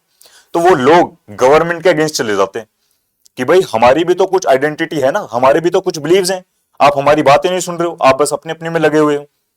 सेम यहां पर हुआ ईस्टर्न यूरोपियन कंट्रीज में। अब नेशनलिज्म जाग गया, अब अपने देश के प्रति, अपनी आइडेंटिटी के लिए अब उन लोगों के मन में भी वो भावनाएं वो जाग चुकी हैं। आगे देखिए जरा, सॉरी, अब एंट्री होती है सोवियत यूनियन के अंदर गोर्बाचेव। सोवियत यूनियन अब कहीं ना कहीं लड़खड़ा रहा है, गिरने की कगार पर है सोवियत यूनियन। लेकिन फिर भी एक होता है कि बिल्डिंग अभी टूटना स्टार्ट हुई है। अब इसको रिपेयर करने के लिए एक बंदे की एंट्री की जाती है, जो कि है Gorbachev, Mikhail Gorbachev. Mikhail Gorbachev communist party ही वो पार्टी है जो कंट्रोल करती है पूरे के पूरे सोवियत यूनियन को। कम्युनिस्ट पार्टी के जनरल सेक्रेटरी ये बन के आते हैं और ये आके प्रॉमिस करते हैं कि भाई देखो, सुनो जनता, मैं प्रॉमिस करता हूं कि मैं सोवियत यूनियन के अंदर रिफॉर्म्स लेके आऊंगा। जैसे हम वेस्ट को देख रहे हैं ना कि वेस्ट तरक्की कर रहा है, कैपिटलिस्ट इकोनॉमी तरक्की कर रही है, कहीं ना कहीं हम उनसे पीछे जरूर हैं, लेकिन मैं प्रॉमिस कर रहा हूं आप लोगों को कि मैं लेके आऊंगा रिफॉर्म्स, मैं चेंज करूंगा इस सिस्टम को। और ये सिस्टम जो इतना डोमिनेंट है ना, इतना ब्यूरोक्रेटिक है, इतना अपना दबदबा बना के रखता है, जिसकी वजह से आप लोगों की लाइफ मुश्किल हो रही है, मैं पक्का इंश्योर करूंगा कि मैं इस सिस्टम को थोड़ा सा लूज कर दूंगा, मैं थोड़ा सा आसान बना दूंगा आप लोगों के लिए, तो आप चिंता मत करो। लेकिन यहां पर एक बात आती है पॉलिटिक्स वाली। जैसा आपको पता होगा, पावर जिसके हाथ में होती है वो जरूर करप्ट होता है, पावर करप्ट्स। यहां पर यही हुआ सोवियत यूनियन के अंदर, जो कि सोशलिस्ट सिस्टम चल रहा है। देखिए जरा, जो सोशलिस्ट सिस्टम चल रहा है सोवियत यूनियन के अंदर, ठीक है, सोवियत यूनियन, इसके अंदर जो सोशलिस्ट सिस्टम चल रहा है, यहां पर पावर किसी इंडिविजुअल के पास नहीं है, सॉरी इंडिविजुअल कह रहा हूं, यहां पर पावर सिटीजन्स के पास नहीं है। यहां पर पावर किसके पास है? यहां पर पावर एक पार्टी के पास है। पार्टी, पार्टी बोल दो, या फिर हम बोल सकते हैं इसको group of people, group of people, ठीक है, ग्रुप ऑफ पीपल के पास है। अब सपोज ये कुछ लोग हैं और यही लोग पूरी की पूरी जनता के ऊपर क्या करते हैं? अपना कंट्रोल करते हैं। यही लोग कंट्रोल करते हैं सारी की सारी जनता के ऊपर। और ये कंट्रोल क्यों कर पाते हैं? क्योंकि ये सोवियत सिस्टम क्या है? यह है बहुत ज्यादा डोमिनेंट सिस्टम है, सारी की सारी पावर इनके हाथों में ही है। लेकिन अब सपोज एक बंदा आता है, एक ये बंदा आया और ये क्या बोल रहा है कि ये जो सिस्टम है ना, मैं इस सिस्टम को ही क्या कर दूंगा, मैं इस सिस्टम को ही चेंज कर दूंगा। क्या कोई भी इंसान ऐसा है कि अपने हाथों से पावर जाते हुए देखना चाहेगा? खुद सोच के बताइए जरा, क्या कोई भी है? सपोज कल को आप लोग ही अगर आप सीएम बन जाते हो, मान के चलो, क्या दिक्कत वाली बात हो गई, आप सीएम बन जाते हो, क्या कभी आप ऐसा चाहोगे कि आपकी सीएम की कुर्सी आपके हाथों से चली जाए? आपकी पार्टी का ही कोई बंदा आए और वो बुराई करने लग जाए कि अरे ये वाली पार्टी तो ऐसी है, ये वाली पार्टी तो वैसी है, आप क्या करोगे? उस बंदे के अगेंस्ट जाओगे? उस बंदे के अगेंस्ट जाओगे कि नहीं जाओगे? फॉर श्योर आप जाओगे उस बंदे के अगेंस्ट। यही हो रहा है यहां पर। कहां पे? गोर्बाचेव के केस में। गोर्बाचेव क्या बोल रहे हैं? मैं इस सिस्टम को क्या कर दूंगा, मैं इस सिस्टम को चेंज कर दूंगा। ठीक है, मैं इस सिस्टम को चेंज कर दूंगा, मैं इकोनॉमी को नॉर्मलाइज कर दूंगा, चेंज कर दूंगा। The people in the eastern European countries which were part, अच्छा यहां पर देखो, मैं लूज करूंगा इस एडमिनिस्ट्रेटिव सिस्टम को। लेकिन यहां पर एक बात और हो रही है साथ में, जो ईस्टर्न यूरोपियन कंट्रीज हैं, याद है वो नेशनलिज्म वाली बात, नेशनलिज्म वहां पर भर भर के लोगों के अंदर जाग रहा है। और नेशनलिज्म जैसे ऐसे लोगों के अंदर जाग रहा है, अब लोग प्रोटेस्ट करना स्टार्ट कर चुके हैं। लेकिन गोर्बाचेव से पहले जितने भी लीडर्स आए थे ना, उन्होंने क्या करा, जहां भी प्रोटेस्ट हो रहे हैं वहां पर प्रोटेस्ट को दबा दिया। लेकिन गोर्बाचेव क्या बोल रहे हैं? अरे आप रोको मत इनको। गोर्बाचेव बोल रहे हैं कोई बात नहीं, प्रोटेस्ट कर रहे हैं, करने दो, बेचारे परेशान है, प्रोटेस्ट करने दो। लेकिन यही बात इनकी सबसे बड़ी गलती प्रूव हुई। लोगों ने प्रोटेस्ट करना स्टार्ट किया, और क्योंकि इन्होंने प्रोटेस्ट नहीं रोका कहीं पे भी, तो एक के बाद एक के बाद एक करके जो जितने भी कंट्रीज थे, जितने भी छोटे छोटे रीजन्स थे सोवियत यूनियन के कंट्रोल में, वो इनके हाथों से जाने लग गए। वो एक के बाद एक के बाद एक सोवियत यूनियन के हाथों से वो रीजन्स, वो छोटे छोटे एरियाज निकलने लग गए। Gorbachev did not intervene when the disturbance occurred and the communist regimes collapsed after one another. ठीक है, the reforms were opposed by the leaders within the communist party, जो कि जस्ट मैंने अभी आपको समझाया था। There was section of the Soviet society. अब यहां पर एक बात और है, जो कुछ लोगों को यह लग रहा है कि भाई जो गोर्बाचेव रिफॉर्म्स लेकर आ रहे हैं बहुत ज्यादा स्लो है, इनको थोड़ा और जल्दी करना चाहिए। और कहीं और एक तरफ तो ये लग रहा है, और दूसरी तरफ रिफॉर्म करने से रोक रहे हैं इनकी खुद की सरकार। जैसे कि एक तरफ है जनता, सिटीजन्स, सिटीजन्स क्या कह रहे हैं, सिटीजन्स क्या कह रहे हैं, इनको थोड़ा सा और फास्ट रिफॉर्म करने चाहिए, फास्ट रिफॉर्म। लेकिन एक तरफ है इन्हीं के पॉलिटिकल लीडर्स, इन्हीं की पार्टी के कुछ लोग, इन्हीं की पार्टी के लीडर्स, वो लोग क्या कह रहे हैं, वो लोग क्या कह रहे हैं, भाई रिफॉर्म्स फास्ट करना तो छोड़ो, रिफॉर्म्स इन्हें करने ही नहीं चाहिए। तो गोर्बाचेव, गोर्बाचेव ना इधर के रहे ना इधर के रहे, गोर्बाचेव बीच में फंस के रह गए, और ये सिनेरियो क्या बन गया, ये सिनेरियो बन गया एक tug of war. Tug of war वो रस्सी वाला गेम होता है ना, एक तरफ एक ग्रुप रस्सी खींच रहा है, एक तरफ एक ग्रुप रस्सी खींच रहा है। सेम गोर्बाचेव के साथ हुआ कि एक तरफ लोग बोल रहे हैं जल्दी करो जल्दी करो, और एक तरफ इन्हीं के पार्टी के लोग बोल रहे हैं मत करो मत करो। तो एक टग ऑफ वॉर वाली सिचुएशन में गोर्बाचेव फंस के रह गए। अब इसी सिचुएशन से निकलने के लिए गोर्बाचेव एक इंसान है, बोरिस येल्टसिन। बोरिस येल्टसिन, ये बहुत इंपॉर्टेंट है, इसको आपको जरूर ध्यान रखना है। Boris Yeltsin, Boris येल्टसिन Siberia reason के अंदर एक बहुत पॉपुलर लीडर है, बहुत ज्यादा पॉपुलर। बोरिस येल्टसिन को अब गोर्बाचेव इनवाइट करते हैं कि आप मॉस्को में आओ, और मैं जो रिफॉर्म्स करना चाहता हूं ना, आप जरा उसमें मेरी हेल्प करो। बोरिस येल्टसिन बोलता है ठीक है, और ये गोर्बाचेव बोलते हैं कि मेरी पार्टी के अंदर कुछ करप्शन भी है, आप करप्शन को डील करने में थोड़ी सी हेल्प करो। बोरिस येल्टसिन बोलता है ठीक है, मैं आता हूं, आपकी हेल्प करता हूं। बोरिस येल्टसिन आते हैं, लेकिन 2 साल के अंदर ही क्या होता है, 1985 में बोरिस येल्टसिन को बुलाते हैं, 1985 के अंदर, 1985 में बोरिस येल्टसिन को बुलाते हैं, लेकिन 2 साल के अंदर ही बोरिस येल्टसिन अपनी बात से कहीं ना कहीं हटते हुए दिखाई देते हैं। बोरिस येल्टसिन ये बात करते हैं कि भाई जो गोर्बाचेव है ना, ये रिफॉर्म करना तो चाहते हैं, लेकिन ये डिसीजन नहीं ले पाते ठीक से। मैं इनको जो भी सजेशंस देता हूं, ये उस सजेशन को अप्लाई नहीं कर पाते कहीं पे, ठीक से भी कुछ नहीं कर पाते ये लोग, और ये बहुत ज्यादा स्लो पेस पे चल रहे हैं, बहुत ही ज्यादा। तो गोर्बाचेव इसी बात से चिढ़ जाते हैं, और गोर्बाचेव क्या करते हैं, बोरिस येल्टसिन को जिनको इन्होंने अपने सपोर्ट के लिए बुलाया था, उन्हीं को निकाल देते हैं कि आप यहां से निकलो, और बुरी तरह बेइज्जत करते हैं पब्लिक के सामने, ह्यूमिलेट कर देते हैं कि आप यहां से निकलो, आपके जैसे को यहां पर कोई जरूरत नहीं है।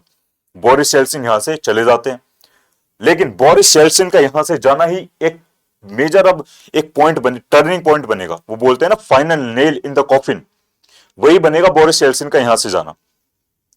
Boris Yeltsin, Boris Yeltsin and the fall of Berlin wall. देखिए जरा बोरिस येल्टसिन, उनसे पहले एक सीन होता है यहां पर, the fall of Berlin wall. देखिए जरा, बर्लिन वॉल याद है, बर्लिन, बर्लिन है ईस्ट और बर्लिन है आपका वेस्ट, ईस्ट और वेस्ट बर्लिन, ये आपकी बर्लिन वॉल, ठीक है। अब ईस्ट बर्लिन के जो ऑफिशियल्स हैं, जो ईस्ट बर्लिन की जो ऑफिशियल्स हैं ना, ऑफिशियल्स यानी कि जो सरकार के कुछ लोग हैं जो वहां पर काम कर रहे हैं, ईस्ट बर्लिन के ऑफिशियल्स थोड़े से परेशान हैं। किस चीज से परेशान है, ईस्ट बर्लिन की जो सिटीजन है ना, जो ईस्ट बर्लिन की जनता है, ये हर मंडे एक प्रोटेस्ट निकालते हैं, हर मंडे ये लोग प्रोटेस्ट करते हैं, और प्रोटेस्ट के अंदर ये लोग चैंटिंग करते हैं, चैंटिंग होता है ना, एक चैंटिंग करते हैं ये लोग। और ये लोग चैंटिंग में बोलते क्या है, चैंटिंग में ये लोग जोर जोर से बोलते हैं we are the people, we are the people, ये बोलते हैं ये लोग चैंटिंग के अंदर, वी आर द पीपल। इनकी इन्हीं बात से भाई कहीं ना कहीं फ्रस्ट्रेशन तो होती है, और पोलैंड, हंगरी और बुल्गारिया, इसमें तो प्रॉब्लम्स ऐसे भी चली रही थी, है कि नहीं है ना, प्रॉब्लम्स यहां पर चली रही थी।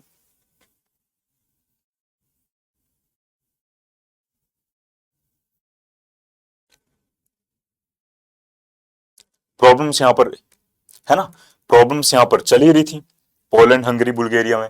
अब यहां पर क्या सिनेरियो होता है, एक टाइम आता है जब ये प्रोटेस्ट बहुत बड़े लेवल पर होने लग जाते हैं, ऑफिशियल्स के सामने न्यूज जाती है, न्यूज जाती है ऑफिशियल्स के सामने कि भाई आप क्या कर रहे हो, कैसे कर रहे हो प्रोटेस्ट, रुक नहीं रहे, लोग जाना चाह रहे हैं, फ्रीडम के लिए आवाज उठा रहे हैं।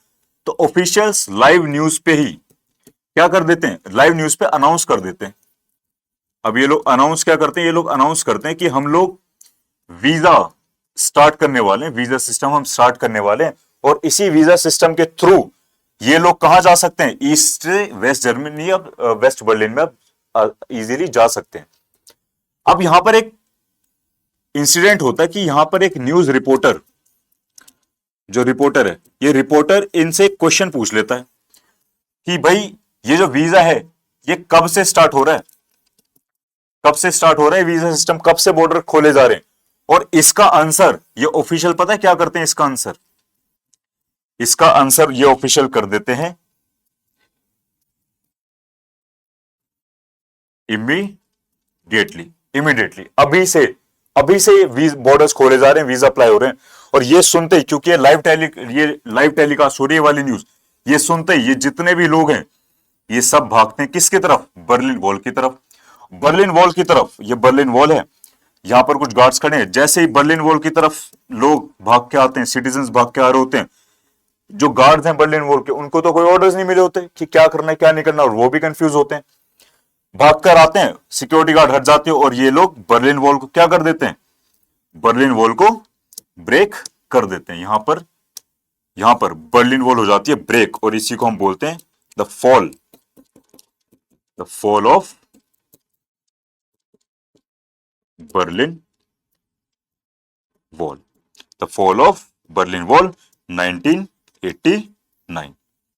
ठीक है जी, यहां फॉल ऑफ बर्लिन वॉल हो जाता है और ये मान लिया जाता है कि फॉल ऑफ बर्लिन वॉल हो चुका है, सोवियत सिस्टम इतना कमजोर हो चुका है कि अब वो अपनी कैपिटल स्टेट्स को अपने साथ बनाकर नहीं रख सकता। देखिए जरा, the fall of Berlin wall 1989 और क्या बोल रहा है, गोर्बाचेव मोस्ट सिग्निफिकेंट ओवर, ठीक है। Poland Hungary in nearly 1989 non communist movements Solidarity in Poland के अंदर नॉन कम्युनिस्ट मूवमेंट स्टार्ट होते हैं। Begin gaining power to without Soviet intervention. Poland में जब प्रोटेस्ट स्टार्ट हो रहे थे, याद, गोर्बाचेव ने कोई इंटरवीन नहीं किया, हुआ। ब्रेकिंग पॉइंट कब आता है, नवंबर 9 1989। वहां पर क्या होता है, फॉलोइंग वीक्स ऑफ प्रोटेस्ट हो रहा है, कुछ हफ्ते हुए हैं प्रोटेस्ट होते हैं, मतलब हफ्तों से प्रोटेस्ट हो रहा है, वही वी आर द पीपल वाला। और एक ब्यूरोक्रेटिक मिस्टेक उस ऑफिशियल की मिस्टेक थी ना, रिगार्डिंग ट्रैवल परमिट्स, यानी कि वीजा की बात हो रही है कि ट्रैवल परमिट को लेकर उस ऑफिशियल की मिस्टेक से क्या होता है, East German citizen swamped the Berlin wall. East German citizens यानी कि बर्लिन के लोग बर्लिन वॉल की तरफ भागते हैं, ईस्ट बर्लिन के लोग, और जाकर उसे तोड़ देते हैं। और the wall, the physical symbol of the iron curtain क्या था, मैंने आपको बताया था, was torn down, signalling the end of Soviet control over eastern Europe. और ये मान लिया जाता है कि बर्लिन वॉल, जिसे सोवियत यूनियन ने बनाया था कंट्रोल करने के लिए लोगों को कि ईस्ट से वेस्ट में आप नहीं जा सकते, अब वो दीवार टूट चुकी है और अब से ईस्ट बर्लिन पे या फिर ईस्ट जर्मनी के ऊपर या फिर ईस्टर्न यूरोपियन कंट्रीज के ऊपर सोवियत यूनियन का कोई भी कंट्रोल नहीं रहा। ये होता है फॉल ऑफ बर्लिन वॉल, और ये बहुत बड़ा इंसिडेंट होता है। अगर आप देखोगे न्यूज में तो आप अगर गूगल करोगे तो आप देख सकते हो इस इंसिडेंट को। देखिए जरा, अब फिर से आते हैं बोरिस येल्सिन के ऊपर। मिखाइल गोर्बाचेव ने इनको निकाल दिया था बाहर, वहां से निकल के बोरिस येल्सिन रशिया के इलेक्शंस में पार्टिसिपेट करते हैं। और मजे की बात यह है, ये रशिया के इलेक्शंस जीत जाते हैं और रशिया के सो कॉल्ड प्रेसिडेंट भी बन जाते हैं, लीडर बन जाते हैं रशिया के। जब ये लीडर रशिया के बनते हैं और उस तरफ बोरिस येल्सिन के अगेंस्ट उन्हीं के पार्टी के लोग उनके अपोज हैं, उनके अगेंस्ट खड़े हैं, वहां पर उन्हीं के पार्टी के लोग कूप कर देते हैं। कूप यानी कि तख्ता पलट का प्रोसेस स्टार्ट कर देते हैं। कब, 1991 में। और ये कौन करता है, कम्युनिस्ट पार्टी के ही कुछ हार्डलाइनर्स, कुछ लीडर्स। यहां पर अगस्त में बोरिस येल्सिन एक हीरो बन के जाते हैं पार्लियामेंट के बाहर, जहां पर गोर्बाचेव वगैरह को अंडर हाउस अरेस्ट किया हुआ था। वहां पर बोरिस येल्सिन उसके बाद जाते हैं और जो मिलिट्री वगैरह आई थी कूप करने, पूरी जनता जनार्दन के साथ जाते हैं और उस कूप को रुकवा देते हैं और टैंक के ऊपर खड़े होकर स्पीच देते हैं कि ये कूप ठीक नहीं है और ये कूप नहीं होना चाहिए, और कम्युनिस्ट पार्टी बहुत ज्यादा डोमिनेंट है, ऑथोरिटेरियन, बहुत कुछ वो बोलते हैं। वहीं से वो कूप तो रुक जाता है, लेकिन वहीं से पावर अब गोर्बाचेव के हाथों से निकल के कहीं ना कहीं पॉपुलैरिटी किस तरफ जा रही है, बोरिस येल्सिन की तरफ चली जाती है।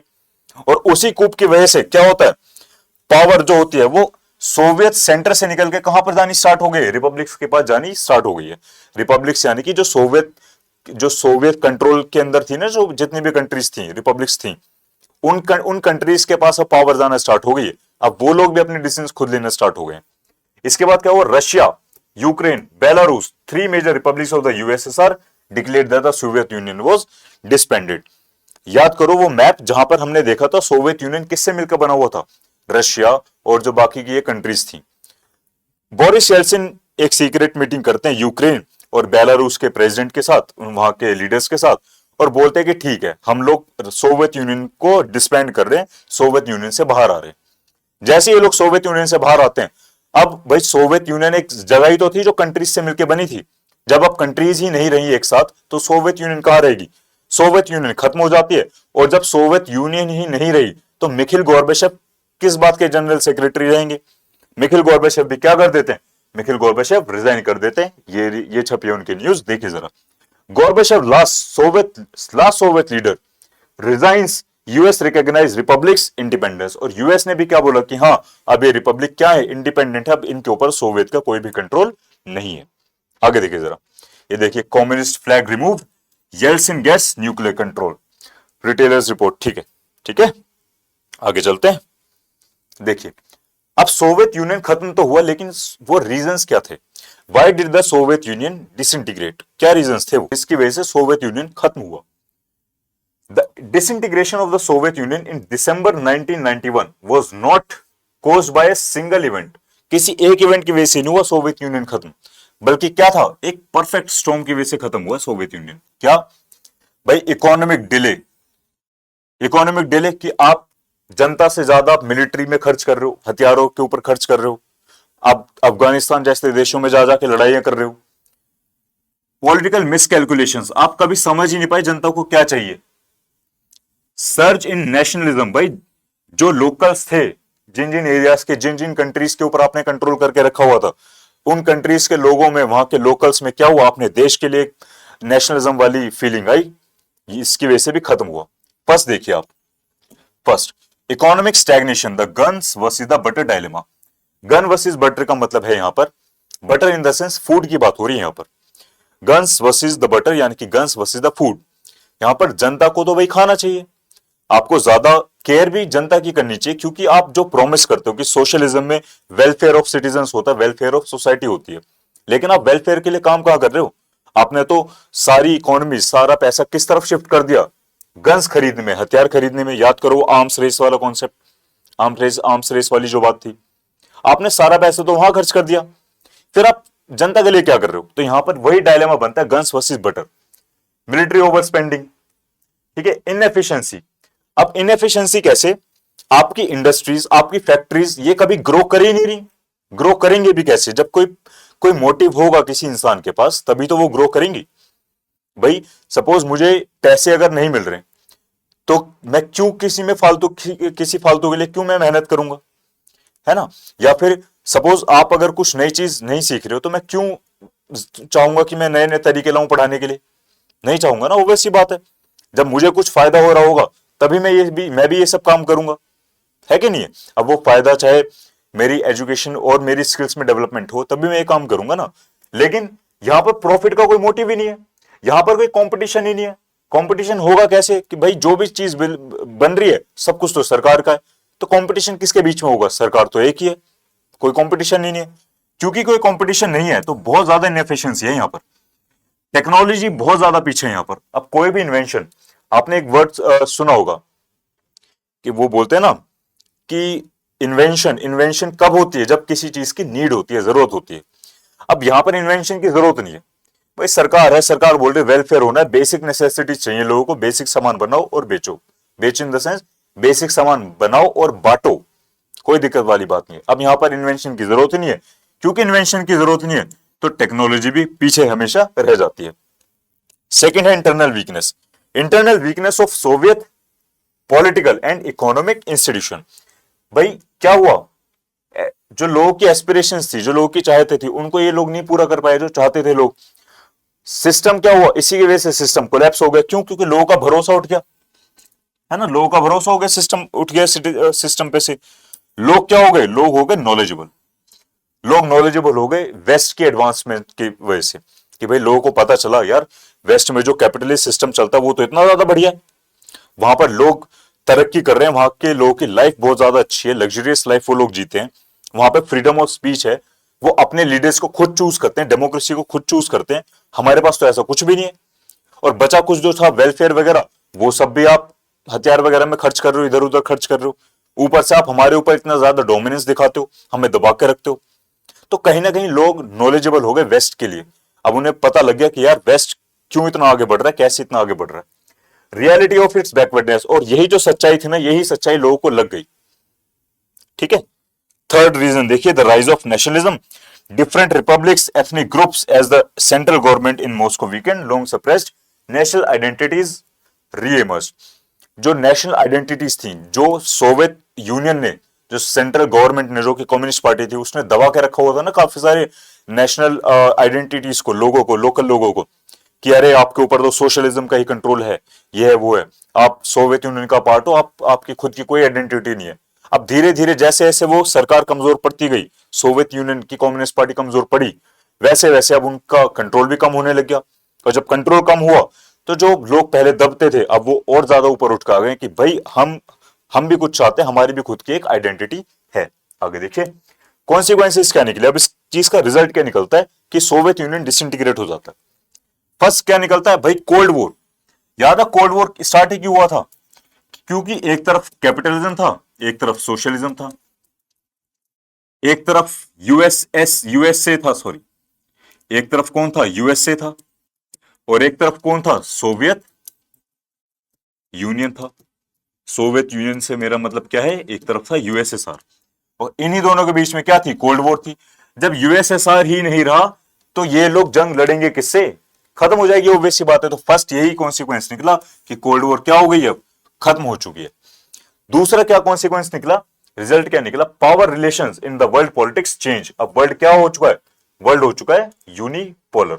यूनिपोलर से मेरा मतलब है, जहां पहले वर्ल्ड बाइपोलर था, दो पावर्स थी वर्ल्ड के अंदर, दो ग्रुप्स थे, अब वर्ल्ड हो चुका है यूनिपोलर। एक ग्रुप खत्म हो गया, बाय खत्म हो गया, अब क्या हुआ, यूनिपोलर हो चुका है वर्ल्ड। यूएस हेजेमनी, अब भाई ऑब्वियस ही बात है, जो ग्रुप, जो साइड जीतेगी उसी को ज्यादा पावरफुल माना जाएगा, उसी की आइडियोलॉजी को सब फॉलो करेंगे। अब वो अपनी मनमानी दिखाएगा हर जगह, यही हुआ, यूएस हेजेमनी में आ गया। Because of the sole superpower become the sole superpower backed by the power and prestige of the US, the capitalist economy was now the dominant economic system internationally. अब internationally capitalism ही क्या हो गया, dominant में आ गया, कि भाई capitalism ही अच्छा होता है, हेंस प्रूव, क्यों, क्योंकि सोशलिज्म खत्म हो चुका है। आगे देखो, रोल ऑफ ग्लोबल इंस्टीट्यूशन, ये एक इंपॉर्टेंट फैक्टर हो जाता है।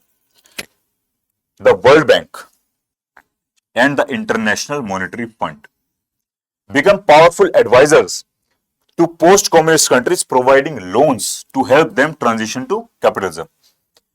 जब सोशलिज्म खत्म हो गया और जिन जिन कंट्रीज के अंदर सोशलिज्म फॉलो किया जाता था, जिन जिन कंट्रीज के अंदर सोशलिज्म फॉलो किया जाता था, अब उन कंट्रीज के पास तो अब कोई सिस्टम ही नहीं रहा कि कैसे चलाएंगे अपनी कंट्री को, अपनी इकोनॉमी को। तो यूएसए क्या बोलता है, भाई ऑब्वियस सी बात है, अब सोशलिज्म तो नहीं रहा, तो अब कैसे चलाओगे, अब कैपिटलिज्म की तरफ तो आपको आना पड़ेगा। वो बोलते हैं हाँ जी जरूर आना पड़ेगा। तो लेकिन आए कैसे ये तो बताओ। तो यूएसए बोलता है कि कोई बात नहीं, चिंता मत करो। दो एजेंट्स हैं, कौन, वर्ल्ड बैंक और आईएमएफ, इंटरनेशनल मॉनेटरी फंड्स। ये दो एक एजेंट्स हैं, काइंड ऑफ ये आपको एडवाइस करेंगे, एडवाइजर की तरह काम करेंगे, और आपको बताएंगे कि कैसे आप कैसे ट्रांसफर कर सकते हो सोशलिज्म वाली साइड से, आप कैसे आ सकते हो किस तरफ, कैपिटलिज्म वाली साइड में। ये वो बोल रहा है, ट्रांजिशन टू कैपिटलिज्म, ये एडवाइजर की तरह काम करेंगे। लिबरल डेमोक्रेसी, डेमोक्रेसी को मान लिया गया कि ठीक है डेमोक्रेसी अच्छी होती है, और इसी के ऊपर हम आगे बढ़ेंगे। थर्ड क्या था, एमरजेंस ऑफ न्यू कंट्रीज। अब न्यू कंट्रीज एमर्ज होती हैं भाई, जो सोशलिस्ट ब्लॉक यानी कि जो ग्रुप था, अब जब सोशलिस्ट सिस्टम ही नहीं रहा, सोवियत यूनियन नहीं रहा, तो वो सोशलिस्ट ब्लॉक कहां से रहेगा, सोशलिस्ट ब्लॉक खत्म हुआ, और उस ब्लॉक के अंदर जो भी छोटे छोटे रीजन्स थे, कुछ तो कंट्रीज पहले से ही थे, और जो कुछ रीजन्स थे उन्होंने अपनी खुद की कंट्रीज भी बना ली। आगे देखिए, शॉक थेरेपी। अब शॉक थेरेपी क्या है, शॉक थेरेपी समझने से पहले आप इसको जरा समझिए, इस इमेज को जरा ध्यान से देखिए और सोचिए इस इमेज में क्या बताना चाह रहे हैं। देखिए जरा एक बार,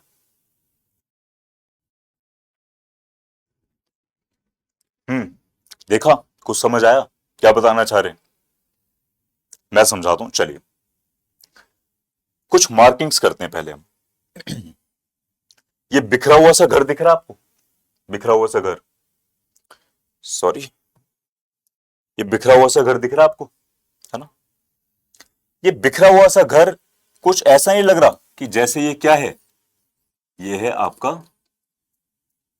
सोवियत यूनियन, बिखरा हुआ सा घर। और ये क्या है आपका, कौन सा सिस्टम है, ये है आपका सोशलिज्म, सोशलिज्म है ये, ठीक है जी। अब ब्लू वाला क्या होगा, ऑब्वियस सी बात है, ब्लू वाला क्या है आपका, ब्लू वाला है कैपिटलिज्म, कैपिटलिज्म, ठीक है। इतनी बात समझे। अब देखिए जरा,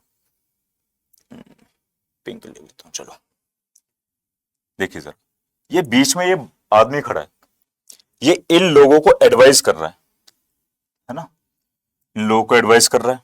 ये कुछ बेचारे गरीब लोग दिख रहे हैं आपको, कुछ बिखरे हुए से लोग दिख रहे हैं आपको, ये लोग, ये कंट्रीज हैं जिन्होंने सोशलिज्म को फॉलो किया हुआ था, जो सोवियत यूनियन के अंडर थे उस टाइम पे। जब सोशलिज्म खत्म हो गया, सोवियत यूनियन खत्म हो गया, इनकी इकोनॉमी गिर गई, इकोनॉमी गिर गई यानी कि इनके बुरे हाल आ गए फाइनेंसिस के थ्रू। अब इनको मैं लिख देता हूं जरा, ये कौन सी है, सोशलिस्ट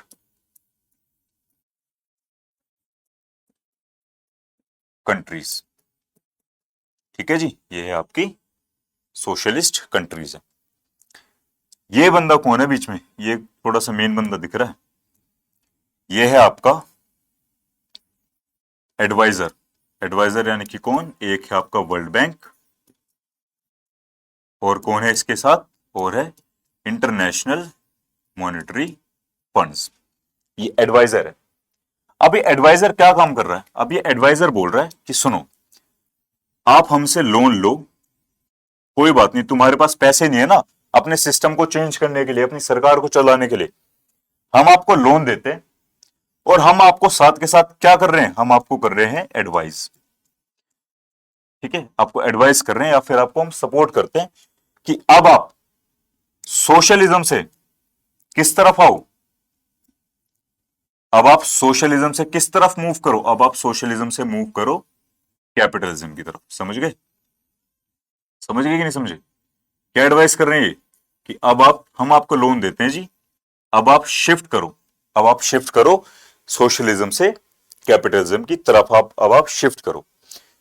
एग्जैक्ट सिनेरियो बैठ रहा है कि नहीं बैठ रहा, बताइए जरा, थोड़ा सा आपको फनी लग सकता है लेकिन एक्चुअल का सिनेरियो यही हुआ था उस टाइम पे, मतलब ये सब लोग नहीं थे, ऐसा सिनेरियो था जहां पर वर्ल्ड बैंक, आईएमएफ लोन देता है पोस्ट पोस्ट सोशलिस्ट कंट्रीज को, कि अब हम आपको लोन देते हैं और हम आपको एडवाइस करते हैं अब आप सोशलिज्म से किस तरफ शिफ्ट हो, कैपिटलिज्म की तरफ शिफ्ट हो, क्योंकि ये प्रूव हो चुका है कि सोशलिज्म किसी काबिल नहीं रहा। अब जरा समझिए, अच्छा ये जो ट्रांजिशन हो रहा है ना, ये वाला, ये जो ट्रांजिशन हो रहा है, इस ट्रांजिशन को ही हम क्या बोल रहे हैं, इस ट्रांजिशन को ही क्या बोला जा रहा है आपका, द शॉक थेरेपी, इसी को हम क्या बोल रहे हैं, शॉक थेरेपी। समझ गए। अब देखिए जरा, shock therapy in post communist regimes. The collapse of communism was followed in most of the countries by painful process of transition from authoritarian socialist system to democratic capitalist system, from authoritarian socialist system to democratic capitalist system. आगे देखिए, influenced, कौन influence कर रहा है, World Bank and the IMF, कौन influence कर रहा है, World Bank and the IMF. देखिए, rooting out completely any structure involve during the Soviet period, privatisation of state assets, corporate ownership patterns, and to be immediately brought in. Development was now envisaged through more trade. Thus, a sudden and complete switch to free trade was considered essential. कि जो आपने पहले trading वगैरह रोक रखी थी ना, अब उसको जरा बंद करो, अब मतलब उसको जरा खोलो, अब बाकी कंट्रीज को, बाकी ऑर्गेनाइजेशंस को, बाकी कंपनीज को अब आने दो आप अपनी कंट्रीज के अंदर, जिसकी वजह से आपकी इकोनॉमी जल्दी से जल्दी ग्रो करेगी और आपकी इकोनॉमी जल्दी से जल्दी बूस्ट करेगी। ठीक है, देखिए जरा, the free trade regime and foreign trade direct investments were to be main engines. Foreign trade regimes, free trade regimes and foreign trade. अच्छा, एक चीज आप समझो यहां पर, आपको पता है कैपिटलिस्ट सिस्टम,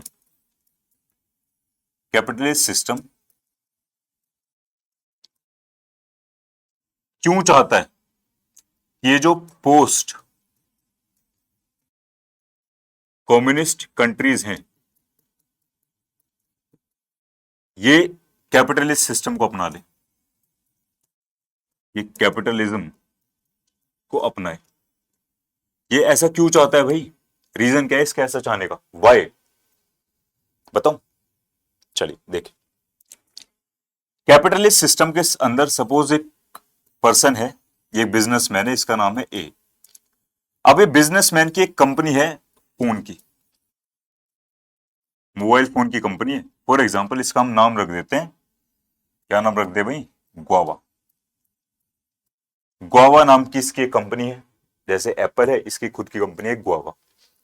अब ग्वावा फोन बनाते हैं, मोबाइल फोन बनाते हैं, और इनकी मोबाइल फोन की कीमत है सपोज $1000 या फिर $1000, ठीक है?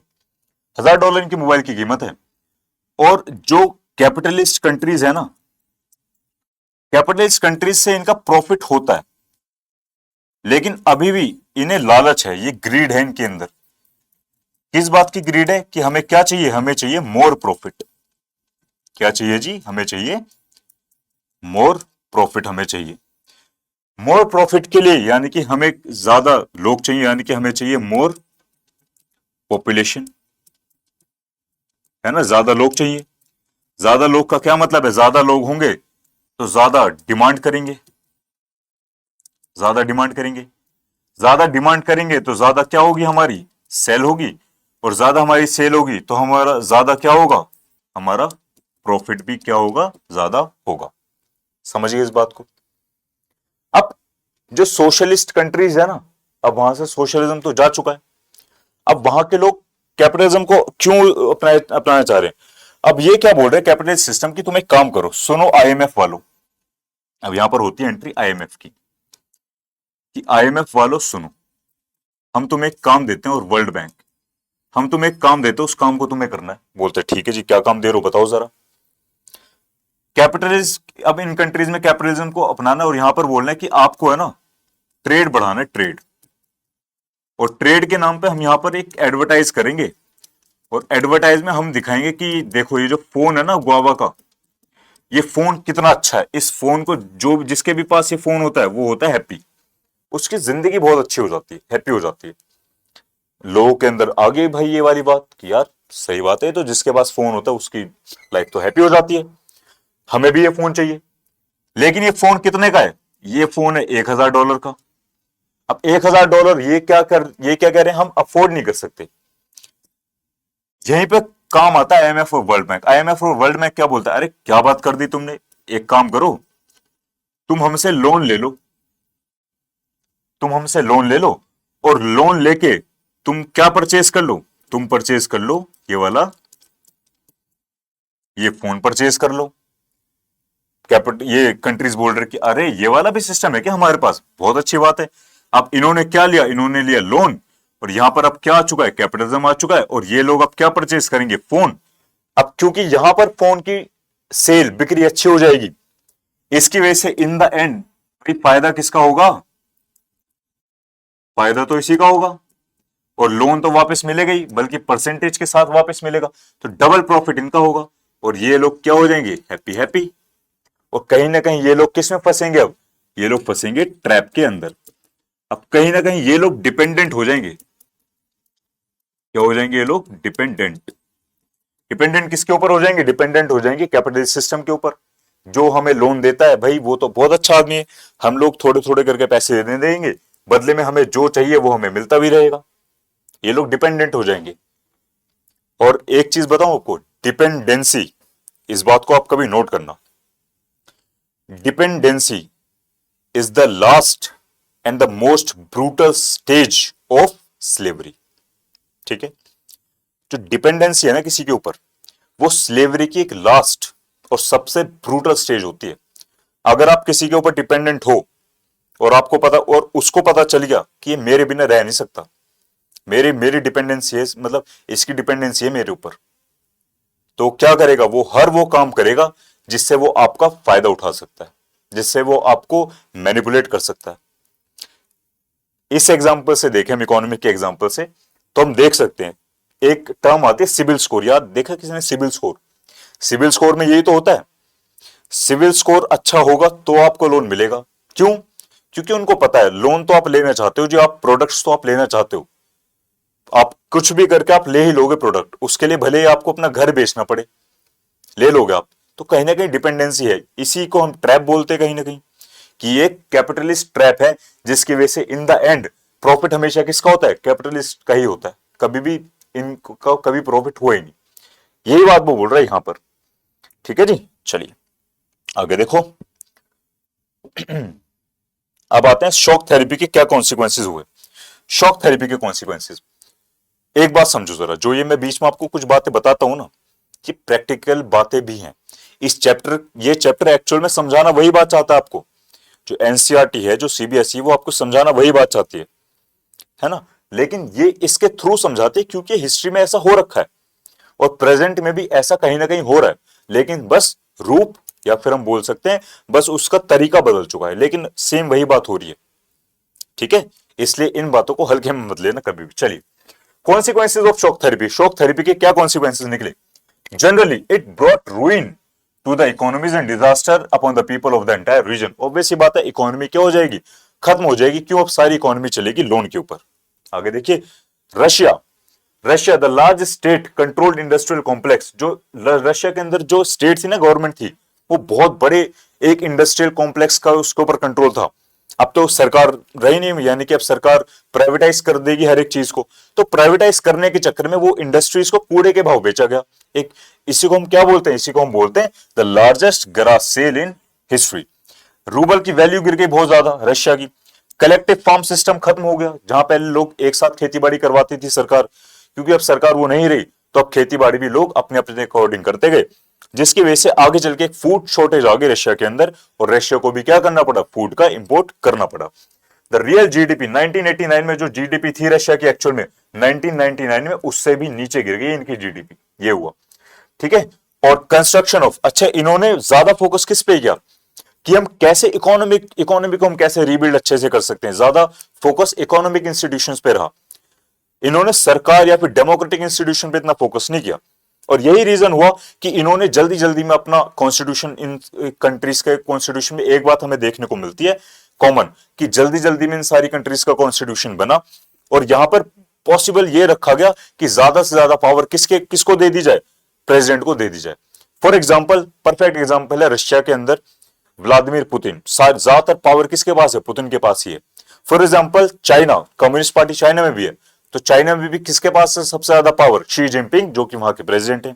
ठीक है, आगे देखिए कॉन्स्टिट्यूशन। ठीक है, ये हो गया। अब देखते हैं जरा flashback, India and the USSR. अब इंडिया और यूएसएसआर के कैसे रिलेशंस थे? स्टार्टिंग से इंडिया और यूएसएसआर के रिलेशंस काफी ज्यादा अच्छे थे। तीन टर्म्स में बात करते हैं, economic, political and military. Economic term में सोवियत यूनियन ने हमेशा इंडिया की हेल्प करी और इंडिया को असिस्ट करा है पब्लिक सेक्टर कंपनीज को बनाने में। पब्लिक सेक्टर कंपनीज यानी कि वो कंपनीज जो सरकार के अंडर रहेंगी और पब्लिक के लिए काम करेंगी, जैसे कि क्या? भिलाई, बोकारो, इसके अंदर क्या है? Steel plants. ये किसने हेल्प करी बनाने में? किसने ब्लूप्रिंट्स वगैरह दिए? किसने टेक्नोलॉजी शेयर की? सोवियत यूनियन ने की। विशाखापट्टनम पोर्ट या फिर मशीनरी प्लांट्स जैसे कि भारत हेवी इलेक्ट्रिकल, जिसे हम क्या बोलते हैं? भेल लिमिटेड, ये भी किसकी हेल्प से बनाया गया? सोवियत यूनियन की हेल्प से बनाया गया। सोवियत यूनियन इंडिया की करेंसी को एक्सेप्ट करता था। जब फॉरेन एक्सचेंज का शॉर्टेज, यानी कि जब डॉलर का शॉर्टेज होता था, उस टाइम पे सोवियत यूनियन ने इंडिया को बोला था कि कोई बात नहीं, हम लोकल करेंसी में भी ट्रेड करेंगे। और ऐसे ही कुछ अभी रिसेंट ईयर्स में भी हुआ, जब रशिया ने क्या बोला कि इंडिया कोई दिक्कत नहीं, हम ट्रेड जारी रखेंगे, भले ही आप रुपीज के अंदर ट्रांजेक्शन करो, कोई इशू वाली बात नहीं है। पॉलिटिकली क्या हुआ? Politically Soviet union supported India position on Kashmir. जब कश्मीर की जो पोजीशन है, जो कश्मीर का जो विवाद है, इशू है, जहां पर पाकिस्तान और इंडिया आपस में लड़ते रहते हैं कश्मीर इशू के ऊपर, वहां पर सोवियत यूनियन ने हमेशा किसका साथ दिया है? इंडिया का ही साथ दिया है। और आपको याद हो 1971 जहां पर इंडिया वर्सेस पाकिस्तान वॉर होती है, जहां पर बांग्लादेश को फ्री करवाया जाता है ना, इंडियन आर्मी के थ्रू। उस टाइम पे पाकिस्तान की हेल्प करने के लिए यूएसए आया था अपनी 7th फ्लीट लेकर, लेकिन यूएसए को काउंटर करने के लिए, इंडिया को बचाने के लिए कौन सपोर्ट में आया था उस टाइम पे? सोवियत यूनियन ही सपोर्ट में आया था। जब सोवियत यूनियन ने यूएसए को बोला कि देखो यूएसए, तुम पाकिस्तान से आए हो, बहुत अच्छी बात है, लेकिन अगर तुमने इंडिया को जरा सा भी नुकसान पहुंचाया तो अगली मिसाइल यूएस सोवियत यूनियन की तरफ से यूएसए के ऊपर चल जाएगी, इस बात की हम श्योरिटी देते हैं। तो वहां पर भी यूएसएसआर ने इंडिया की हेल्प करी। Military, India receive most of its military hardware from the Soviet union. और इंडिया ज्यादातर अपने हथियार, वेपन्स वगैरह कहां से इंपोर्ट करता है? सोवियत यूनियन से ही करता था और आज भी रशिया से ही करता है। इसका परफेक्ट एग्जांपल है एक बहुत ही फेमस गन जिसका नाम है AK-47। लास्ट है कल्चर। कल्चर में आपको पता होगा, हिंदी लिटरेचर वगैरह, मूवीज वगैरह के जो बॉलीवुड एक्टर्स वगैरह हैं वो अक्सर सोवियत यूनियन या फिर रशिया जाते रहते हैं, यूएसएसआर जाते रहते थे।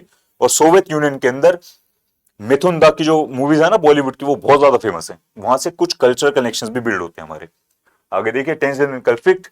Most of the former Soviet republic are prone to conflict and many have civil war and insurgencies complicating the picture is growing involvement of outside power.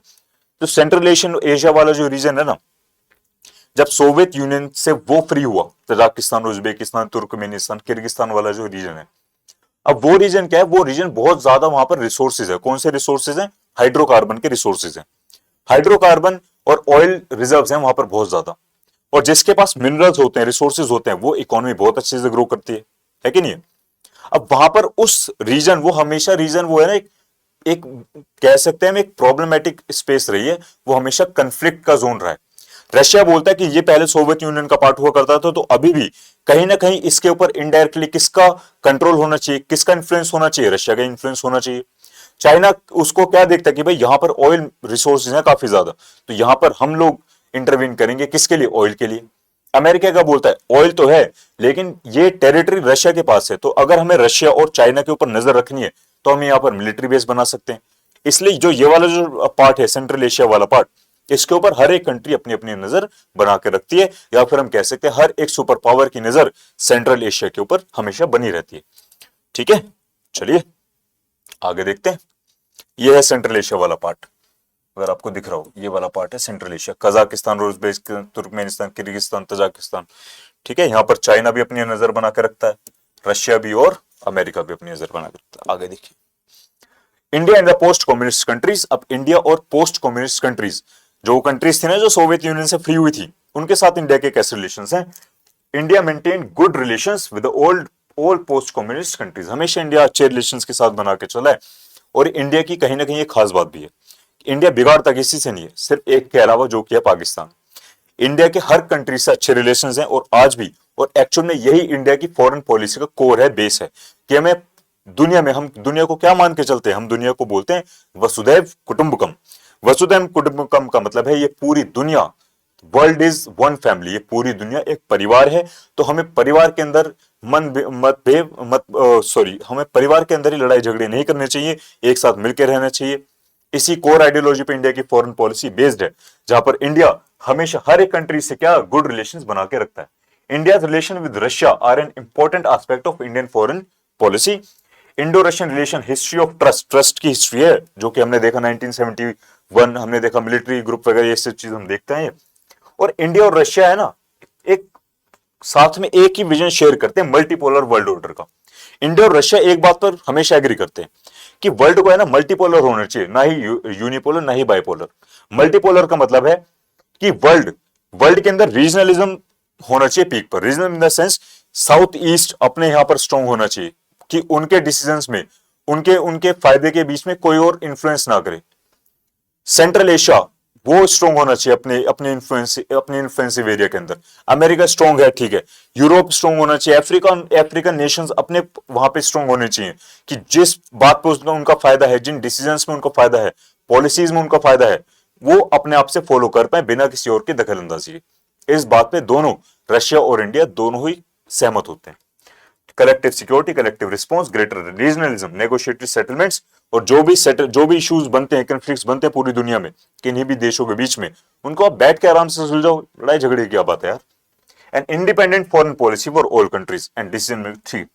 चलिए, यहां पर हो जाता है आपका चैप्टर खत्म। और एक लास्ट बात, true peace means more than just a pause in fighting. Actual peace, actual शांति लड़ाई रुकने में नहीं है, एक्चुअल शांति उससे कहीं ज्यादा है। इसी के साथ हम खत्म करते हैं ये वाला चैप्टर, एंड ऑफ बाइपोलैरिटी। मेरा नाम है यश, मिलते हैं आपसे नेक्स्ट चैप्टर के अंदर, तब तक के लिए गुड बाय, टेक केयर, जय हिंद।